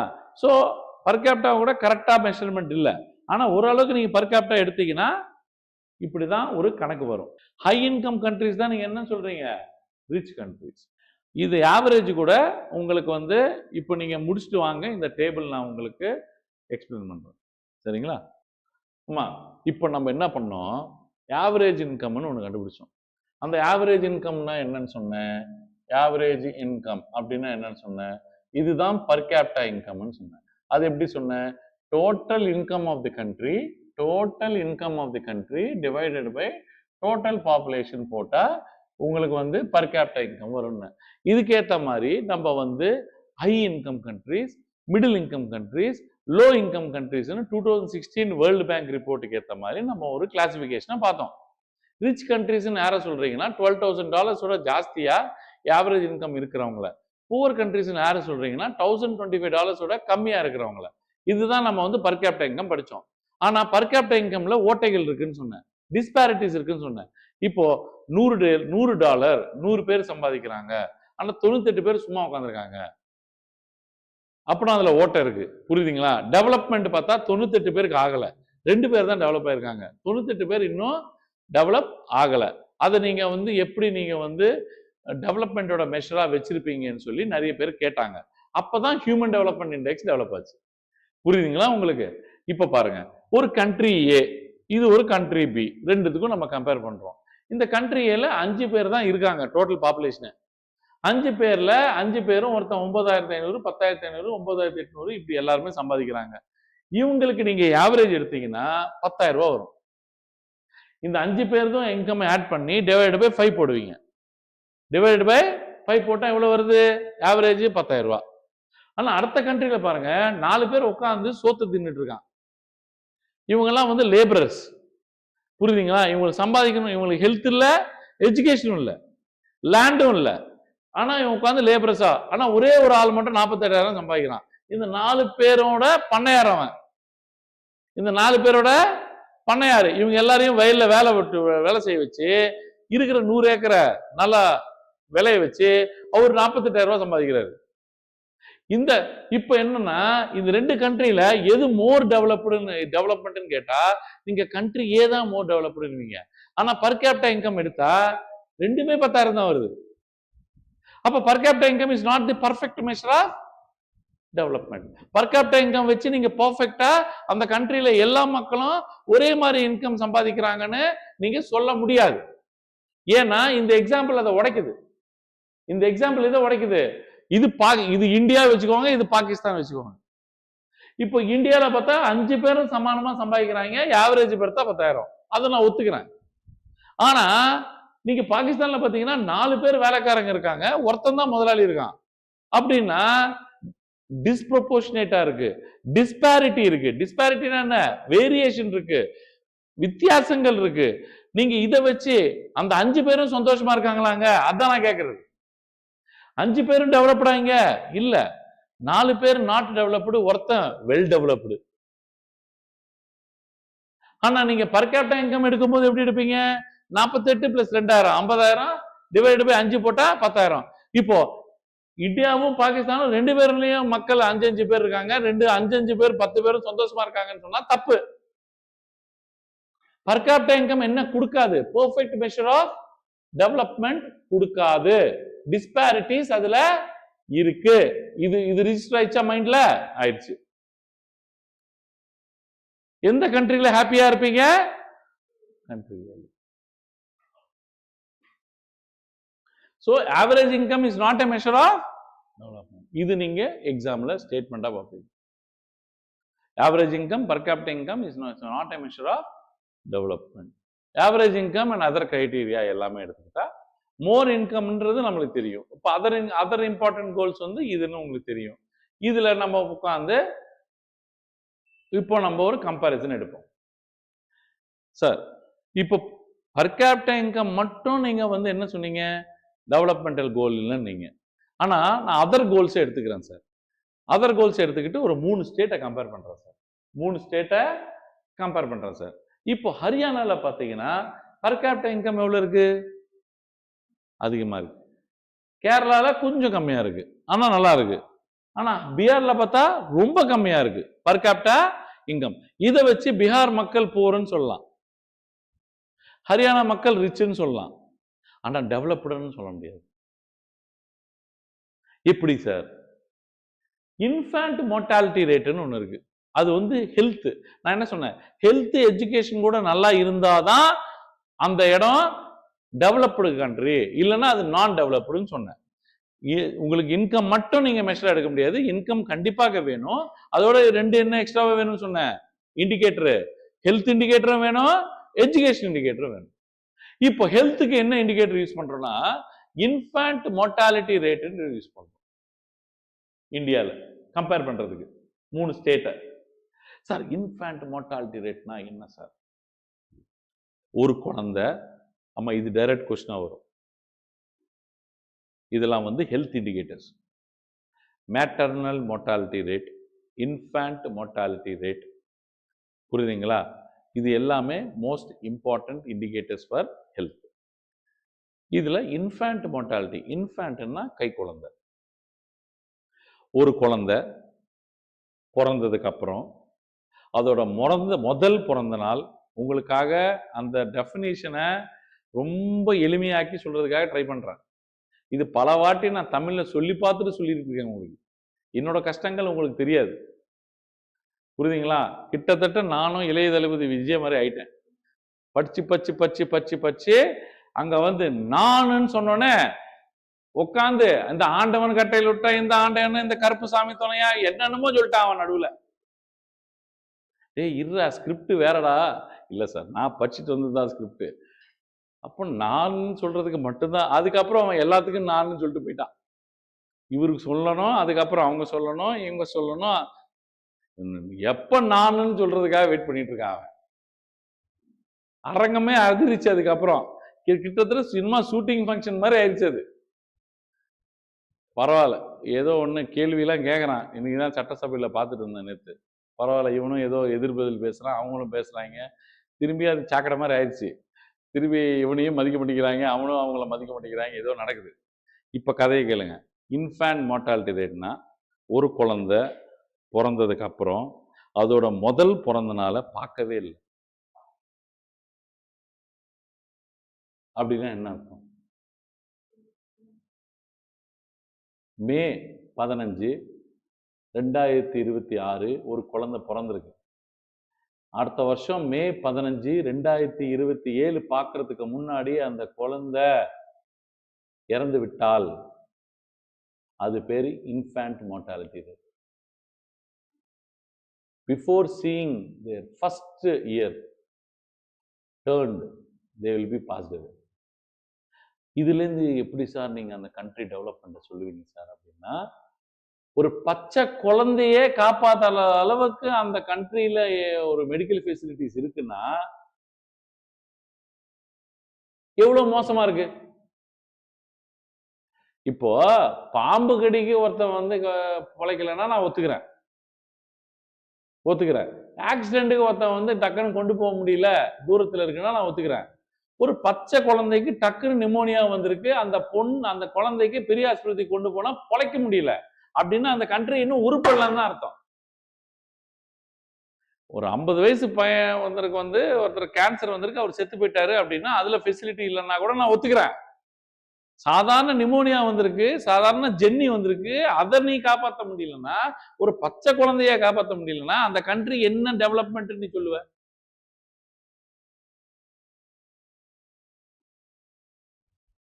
ஒரு வருஷம் கூட ஒரு பர்த்டே கூட பார்க்காம அந்த குழந்தை இறந்து போயிடுச்சு.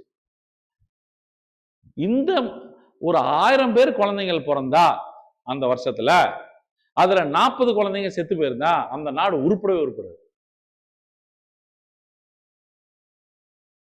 50 பேர்னா அந்த நாடு சுடுகாடுன்னு தான் அர்த்தம்.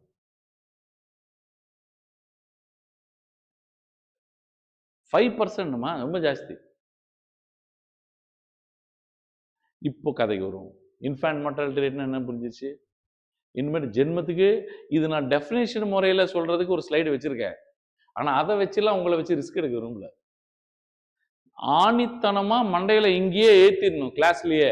நீங்க வீட்டுக்கு போய் படிங்க, இந்த டெஃபினிஷன் இப்படி படிங்க, இது இந்த மாதிரி இன்சூரன்ஸ் எல்லாம் நான் இனிமேல் போடுறது விருப்பம் இல்லை.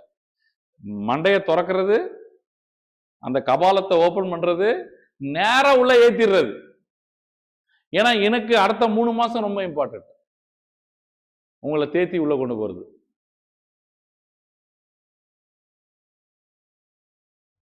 Indicates number of children die before the age of 1 year. என்ன அர்த்தம்? அவன் முதல் பர்த்டேக்குள்ள in that particular year 1000 பேர் பிறந்திருந்தா அதுல எத்தனை பேர் இறந்தாங்க? புரிஞ்சிருச்சு. இப்போ ஹரியானால 1000 பேர் பிறந்தா எத்தனை பேர் செத்து போயிட்டான்? இவெல்லாம் மனுஷன் என்ன காசு சம்பாதிச்சு என்ன பிரயோஜனம்? குழந்தை, பச்சை குழந்தைகளை காப்பாற்ற முடியல. அப்புறம் என்ன டெவலப்டு ஸ்டேட் அது? என்ன மண்ணுது?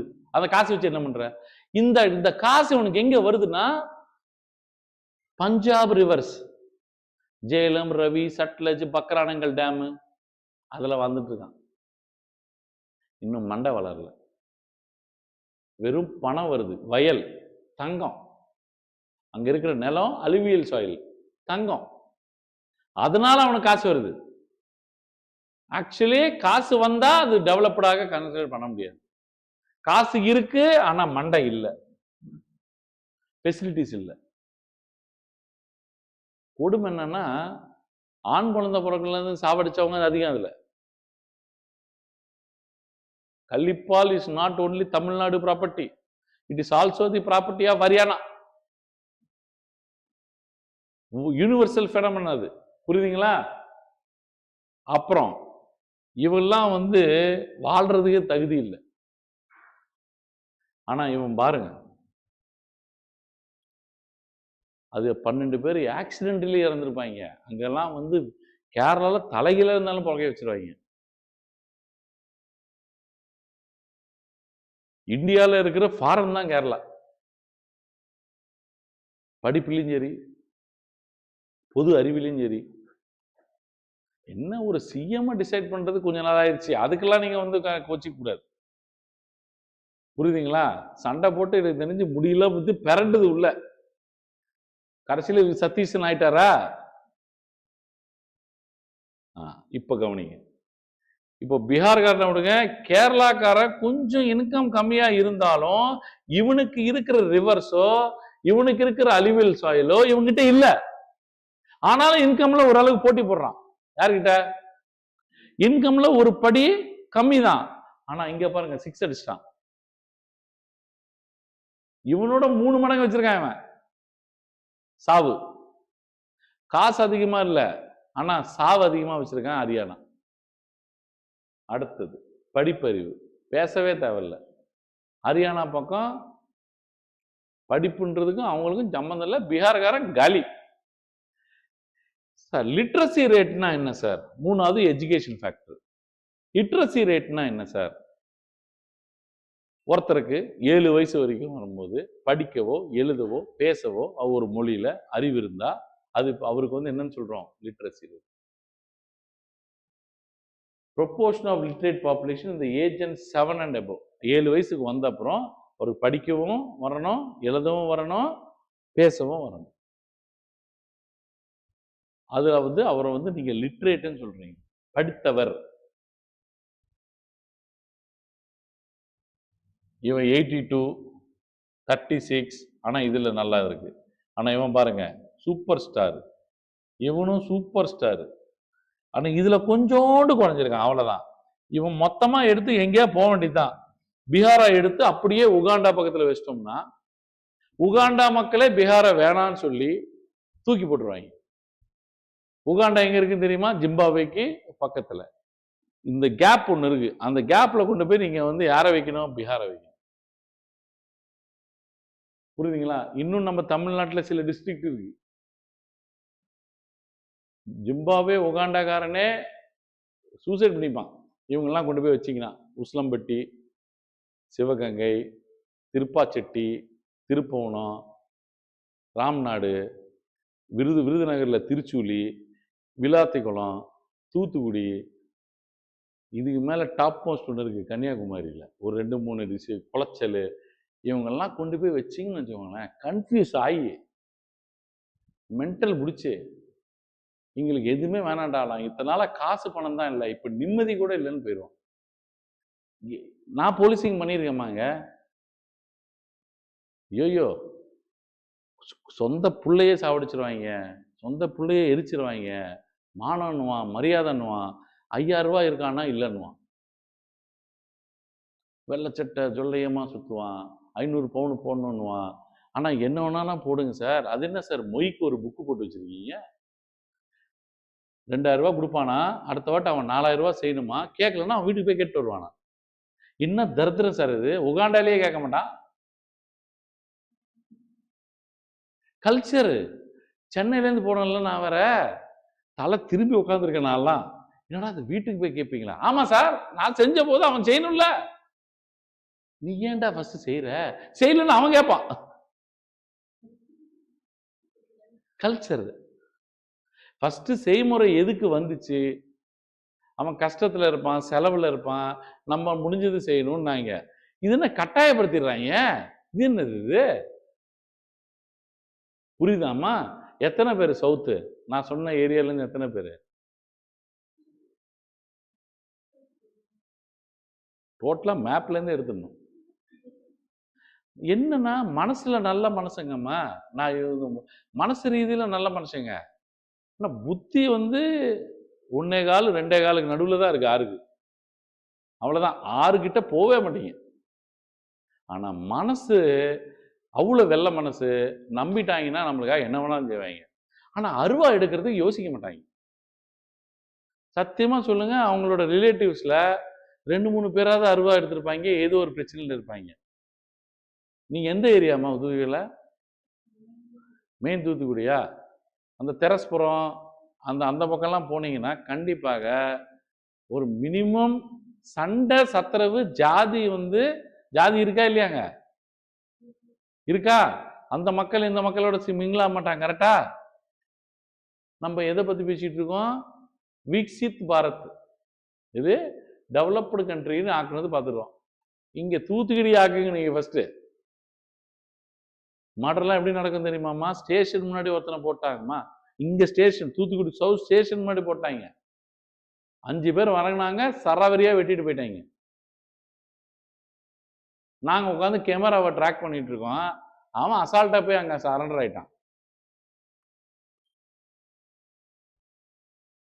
ஐயோ, டெவலப்மெண்ட்டை பத்தி அந்த சைடு பேசவே கூடாது. ஆனா உருப்படட்டும், கொஞ்ச நாளைக்கு அப்புறமாவது. அடுத்தது இன்னொரு இண்டிகேட்டர் எஜுகேஷனுக்கு, ஒரு 100 பேர்ல எத்தனை பேர் வந்து அட்டெண்டன்ஸ், இது ஸ்கூலுக்கு அட்டெண்ட் பண்ணியிருக்காங்க, புரியுதாமா? செகண்டரி ஸ்டேஜ் ஏஜுக்கு வரும்போது எத்தனை பேர் வந்து அட்டெண்டன்ஸ் ரேஷியோன்னு பார்த்தீங்கன்னா 61, 83, 44. இப்போ பார்த்தீங்கன்னா கேரளா தான் வின் பண்ணுது. அதுக்கு முன்னாடி யார் வின் பண்ணா இண்டிகேட்டர்ல? ஸோ இதை வச்சு மட்டும்தான் நீ டெவலப்மெண்ட்டை முடிவு பண்ண முடியாது, ஹெல்த் அண்ட் எஜுகேஷன் ஃபேக்டர்ஸை சேர்த்து தான் நீ வந்து ஒரு டெவலப்மெண்ட்டை முடிவு பண்ண முடியும். ஆவரேஜ் இன்கமும் பர் கேபிட்டா இன்கமும் கரெக்டான இண்டிகேட்டரா டெவலப்மெண்ட்டுக்கு இல்லை அப்படின்னு சொல்லி நம்ம வந்து அதெல்லாத்தையும் நம்ம வந்து டெவலப் பண்ணோம். இப்போ அதுக்கு தான் United Nations Development Programme UNDP HDI, என்னது HDI-ய 1990ல அமிர்த்ய சேனும் மஹபூப் உல்லக்கும் இவங்க 2 பேரும் சேர்ந்து இந்த HDI-ய டெவலப் பண்ணாங்க. HDI டெவலப் பண்ணது வந்து ஆல்மோஸ்ட் லைக் எவ்ரி கண்ட்ரி இந்த வேர்ல்டுக்கு வந்து இவங்க வந்து HDI-ய மெஷர் பண்ணுவாங்க. ஆனா இந்தியா பார்த்தீங்கன்னா இன்னும் 3 டிஜிட்ல தான் இருக்கு, இன்னும் 2 டிஜிட்டுக்கே வரல. நம்மளோட பார்த்தீங்கன்னா ஸ்ரீலங்கா பெட்டரா இருக்கு HDI-ல, ஆனா அவங்க GDP-லாம் ரொம்ப கம்மி, கேவலம் நம்ம பாப்புலேஷனால நம்ம வந்து வீணா போறோம், புரியுதுங்களா உங்களுக்கு? அந்த விஷயத்தை பத்தி நம்ம பார்ப்போம். ஆமா, இது யார் படிக்கிறீங்க, படிங்கம்மா.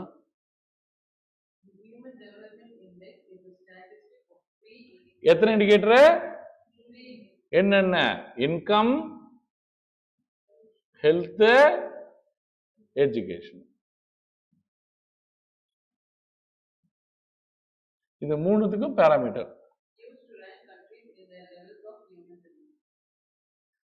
நேஷனல் இன்கம் ஒன்று, இன்கம் ஒன்று, லைஃப் எக்ஸ்பெக்டன்சி அட் பர்த். அது நாங்க எடுத்தது என்ன இண்டிகேட்டரு? Infant mortality rate. இவங்க என்ன எடுக்கிறாங்க?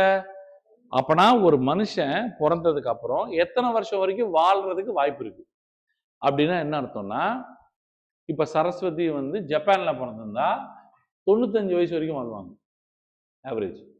அதே நம்ம இந்தியாவில் பிறந்தா 20 வருஷம் வரைக்கும் தான் வாழ்வாங்க. அப்படின்னா என்ன குறிக்குது? இது மெடிக்கல் ஃபெசிலிட்டிஸ் ஜப்பான்ல பெட்டரா இருக்கு கம்பேர் டு இந்தியா. இது டெவலப்மெண்ட்டை குறிக்குதா இல்லையா? அதுதான் சொல்ல வரான். அதுதான் சொல்ல வரான். லைஃப் எக்ஸ்பெக்டன்சின்னா புரியுதா? எவ்வளோ லைஃப் வாழ்றதுக்கு ஆவரேஜா வாய்ப்பு இருக்கு. இதை நீங்க ஜிம்பாப்வேல பிறந்தீங்கன்னா, டெமோக்ராட்டிக் ரிப்பப்ளிக் ஆஃப் காங்கோல பிறந்தீங்கன்னா 40 வயசுல செத்துருவீங்க.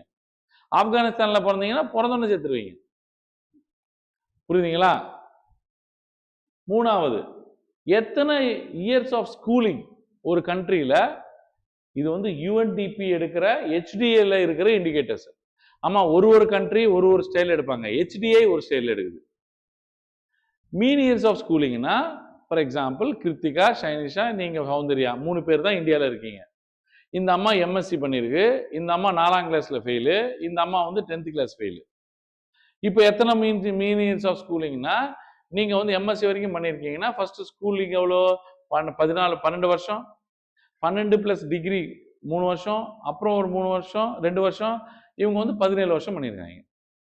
இவங்க 4னா 4 வருஷம், நீங்க 10னா 10 வருஷம். 10 பிளஸ் 4 பிளஸ் 17 31 டிவைடட் பை 3 10.33. இதுதான் மீன் இயர்ஸ் ஆஃப் ஸ்கூலிங். ஸோ இந்த நம்பர் மோர் டபுள் டிஜிட்ல அதிகமா போச்சுன்னா அந்த கண்ட்ரி உருப்படுதுன்னு அர்த்தம். சிங்கிள் டிஜிட்ல இருந்துன்னா அந்த கண்ட்ரி உருப்படாம போகுதுன்னு அர்த்தம். எவனுமே 10ஆம் கிளாஸ் தாண்டலன்னு அர்த்தம். 10 கீழ இருந்தா 10ஆம் கிளாஸ் தாண்டலன்னு தானே அர்த்தம். 10க்கு மேல போனாதானே அவன் வந்து மாஸ்டர் டிகிரி பேச்சுலர் டிகிரிலாம் பண்ணான்னு அர்த்தம். 10 தாண்டலன்னா அவன் எல்லாருமே 10க்கு முன்னாடியே பாதி பேர் வாழ்க்கை முடிஞ்சு போச்சுன்னு அர்த்தம். புரியுதுங்களா உங்களுக்கு? இப்போ டார்க் ப்ளூ பாக்குறவங்க எல்லாம் சந்தோஷமா இருக்கான். டார்க் ப்ளூ ஆஸ்திரேலியா, ரஷ்யா, இந்த பிளேசஸ் எல்லாமே, யூகே, யூரோப்பு, யுஎஸ், கனடா எல்லாருமே சந்தோஷமா இருக்காங்க. அர்ஜென்டினா இவங்க எல்லாம். அதே மாதிரி இந்த அளவுக்கு ப்ளூவா பாக்குறீங்களா? இதுதான் வந்து இந்தியா. என்ன இருக்கு? மீடியம். எதுல? மீடியம்ல இருக்காங்க. நம்ம எங்க வர ட்ரை பண்ணோம்? வெரி ஹைக்கு வர ட்ரை பண்ணோம். இதுதான் ஸ்காண்டினேவியன் கண்ட்ரிஸ். என்ன கண்ட்ரிஸ்? நான் சொன்ன நார்வே, பின்லாந்து, டென்மார்க், இவங்கெல்லாம் நம்பர் 1 நம்பர் 2ல இருப்பாங்க. எப்பவுமே அது 0ல இருந்து 1 வரைக்கும் இருக்கும் அதோட வேல்யூ. 0னா உருப்படாத கண்ட்ரி, 1னா பெஸ்ட் கண்ட்ரி. பெஸ்ட் நம்பர் பாத்தீங்கன்னா 0.94. இது 0.94 யாருக்குன்னா நார்வேக்கு. இப்போ ஒரு ஸ்ரீலங்கா, இந்தியா, பாகிஸ்தானை கம்பேர் பண்ணுவோம். ஹரியானாவை கேவலப்படுத்திட்டோம், பீகாரை கேவலப்படுத்திட்டோம். எனக்கு பிடிக்காதது பாகிஸ்தான், கண்டிப்பா இன்க்ளூட் பண்ணிட்டேன். எனக்கு முடிஞ்ச வரைக்கும் அதை அசிங்கப்படுத்துறது பார்ப்போம். இதை தூக்கி இங்க போட்டா அவன் கலர் அவனுக்கு கொடுத்த மாதிரி இருக்குன்னு வேணும்னே கிரீனை தூக்கி ஸ்ரீலங்கா கொடுத்துட்டேன். அவங்க கண்ட்ரிக்கு கிரீன் தானே போடு. புதுசா ஒரு கலர் போட்டிருக்க பாருங்க, கத்திரிக்காய் கலர். அவன் ஒரு கத்திரிக்கான்னு. புரியுதுங்களா உங்களுக்கு? இது நம்ம சிஎஸ்கே கலர், இந்தியா எல்லோ, சுபம். புரியுதுங்களா? சரி. National income, life expectancy, mean years of schooling, HDI rank எவ்வளோ? நான் போடல, போடுறப்போ எவ்வளோ? 73. இந்தியா எவ்வளோ? 131. அதோட கேவலமா இருக்கணும் ஒருத்தர் போடணும்னு அவனை போட்டேன். ஆக்சுவலி நம்மளே கேவலம் தான். புரியுதுங்களா? மொத்தமாவே இருக்கிறது 195 கண்ட்ரி, 200 கண்ட்ரி. அதுல நம்ம எங்க இருக்கு? 131ல. நம்ம வந்து ஜிடிபியில் 3rd largest $1 trillion economy and world's biggest economy 2047. இதெல்லாம் பேசுறதுக்கு நல்லதா இருக்கு. நீங்க இன்கம் மட்டும் பத்தி பேசுறீங்க. ஹெல்த், எஜுகேஷன், இது லைஃப் எக்ஸ்பெக்டன்சி, ஹெல்த், இது எஜுகேஷன். இது ரெண்டும் இம்ப்ரூவ் பண்ணும். பாருங்க, இந்தியாவை, ஸ்ரீலங்காவை, பாகிஸ்தானை கம்பேர் பண்றோம். கம்பேர் பண்ணும்போது உங்களுக்கு இது பாப்புலேஷனால நம்ம அடி வாங்கிட்டோம். புரியுதுங்களா? இவங்களுக்கு பாப்புலேஷன், இவங்களுக்கும் பாப்புலேஷன் தான், ஆனா இன்கமும் இல்லை. சரியா? இவங்களுக்கு ஏன் இவ்வளவு அதிகமா பணம் காட்டுதுன்னா பாப்புலேஷன் கம்மி. புரியுதுங்களா? ஆனா ப்ரொடக்ஷன் நம்மளோட மாருதி கார் தான் யூஸ் பண்றான், நம்மளோட ஸ்கூட்டி, நம்மளோட யமஹா தான் யூஸ் பண்ணிட்டு இருக்கான். யாரு? ஸ்ரீலங்கால. நம்மளோட பொருள் தான் எல்லாமே மேக்சிமம் இம்போர்ட் எக்ஸ்போர்ட்லாம். ஆனா நம்மளோட ₹1 அவன் வந்து ₹3000. அங்க போனீங்கன்னா ₹1 கொடுத்தீங்கன்னா ₹3000 கொடுப்பான் அவன் காசு. அந்த அளவுக்கு ஒரு போர் கண்ட்ரி. ஆனாலும் நம்மளோட பெரிய கண்ட்ரி மாதிரி தெரியுது. எங்க? HDL. அதுவும் 40 ரேங்க் தள்ளி, 60 ரேங்க் தள்ளி இருக்காங்க. 60 ரேங்க்லாம் நம்ம தாண்டிட்டோம்னா இந்தியா எங்கேயோ இருக்கும். அடுத்தது பாருங்க, லைஃப் எக்ஸ்பெக்டன்சி அட் பர்த். ஒரு ஸ்ரீலங்கன் பிறந்தா 75 வருஷம் வாழ்றான். இங்கெல்லாம் வாழவே கூடாது. இங்க வாழ்றாங்க, ஏதோ வாழ்றாங்க. அடுத்தது பாருங்க, ஒருத்த வந்து 5ஆம் கிளாஸே தாண்டல, அவங்களுக்கு எப்படி அறிவு இருக்கும்? திரும்பி நீங்க பாகிஸ்தான்காரங்களை திட்டுறது வேஸ்ட், திட்டு புரியாது. 5 இயர்ஸ் மீனியர் ஸ்கூல் ஆஃப் சொன்ன ஆவரேஜா எல்லாருமே 5ஆம் கிளாஸ் தாண்டலாங்க. 5th ஸ்டாண்டர்ட் அப்படின்னா 7 வருஷம் வரைக்கும் தான், 8 வருஷம் வரைக்கும் தான் அவன் ஸ்கூலுக்கே போறான். பிறந்த உடனே ஸ்கூலுக்கு போவான், அதுக்கப்புறம் போக மாட்டான்.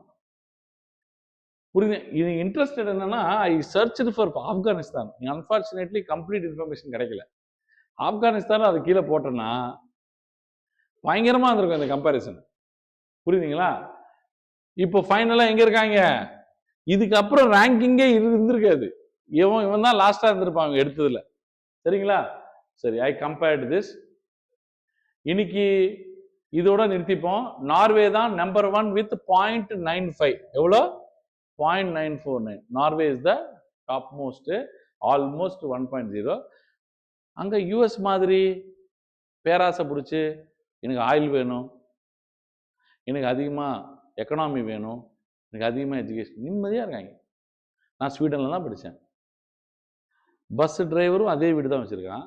பஸ் டிரைவர் பக்கத்து வீடு யாருதுன்னு கேட்டால் எஜுகேஷன் மினிஸ்டர் தான். 2 பேருக்கும் ஒரே வீடு, ஒரே பக்கத்து வீடு. அங்கே டவுன் பஸ் டிரைவர், அவர் ஒரு பாஸ்டர், ப்ளஸ் அவர் வீட்டு பக்கத்தில் இருக்கிறது எஜுகேஷன் மினிஸ்டர் வீடு. 2 பேருக்கும் சேம். ஷாக் ஆகி உள்ள துத்திருச்சு எனக்கு. நான் வேற 22 வயசு. அப்போ என்னடா சொல்றீங்க, நம்ம ஊர்ல பக்கத்துல போலீஸே வரட்டான்டா. ஃபர்ஸ்ட் 2 பேருக்கும் கேட் இல்ல, 2 பேருக்கும் காமன் லான்னு. இவன் என்னடானா எஜுகேஷன் மினிஸ்டர் கூப்பிடுறான், எஜுகேஷன் மினிஸ்டர் அவன் கூப்பிடுறாங்க. 2 பேரும் சேர்ந்து கிறிஸ்மஸ் ஈவனிக்கு ஜிங்கிள் பெல் ஆடிட்டு இருக்காங்க. இந்த கூத்துல என்ன கூப்பிட்டாங்க, நான் அந்த எனக்கு சாமி அங்க வந்து பார்த்தோன்னா கோயில் இருக்காது, நம்ம கோயில். அதனால நான் சர்ச்சுக்கு போயிட்டு நம்ம விநாயகரை கூப்பிட்டு இருப்பேன். ஸோ நம்ம பீஸ் ஆஃப் மைண்டுக்காக சர்ச்சுக்கு போனோம். அங்கே போகும்போது பாஸ்டரு என்னோட கனெக்ட் ஆகிட்டார். இந்தியன், காடா இந்தியன்னா எப்போ பார்த்துன்னே தெரியல, வாண்ணா. அப்படியே பழகி அவர் அப்படியே கிறிஸ்மஸ் ஈவ் கூப்பிட்டாரு. போய் பார்த்தா எஜுகேஷன் மினிஸ்டர் பக்கத்தில். என்னடா பேசுகிற, இங்கே ஊர்லாம் பக்கத்தில் நிற்க முடியாதா? இப்போ பாருங்க, அதுதான் ஈக்குவாலிட்டி, அதுதான் டெவலப்மெண்ட்டு. நீங்கள் ₹500 புடவை கட்டி, அவங்க ₹200 சுடிதார் கட்டி, இவங்க ஒரு ₹5000 புடவை கட்டினாங்கன்னா இந்தியா ஸ்டில் டெவலப் ஆகணும். அந்த ஈக்குவாலிட்டி வரத்துக்கு we should wait. So SDA முடிஞ்சது.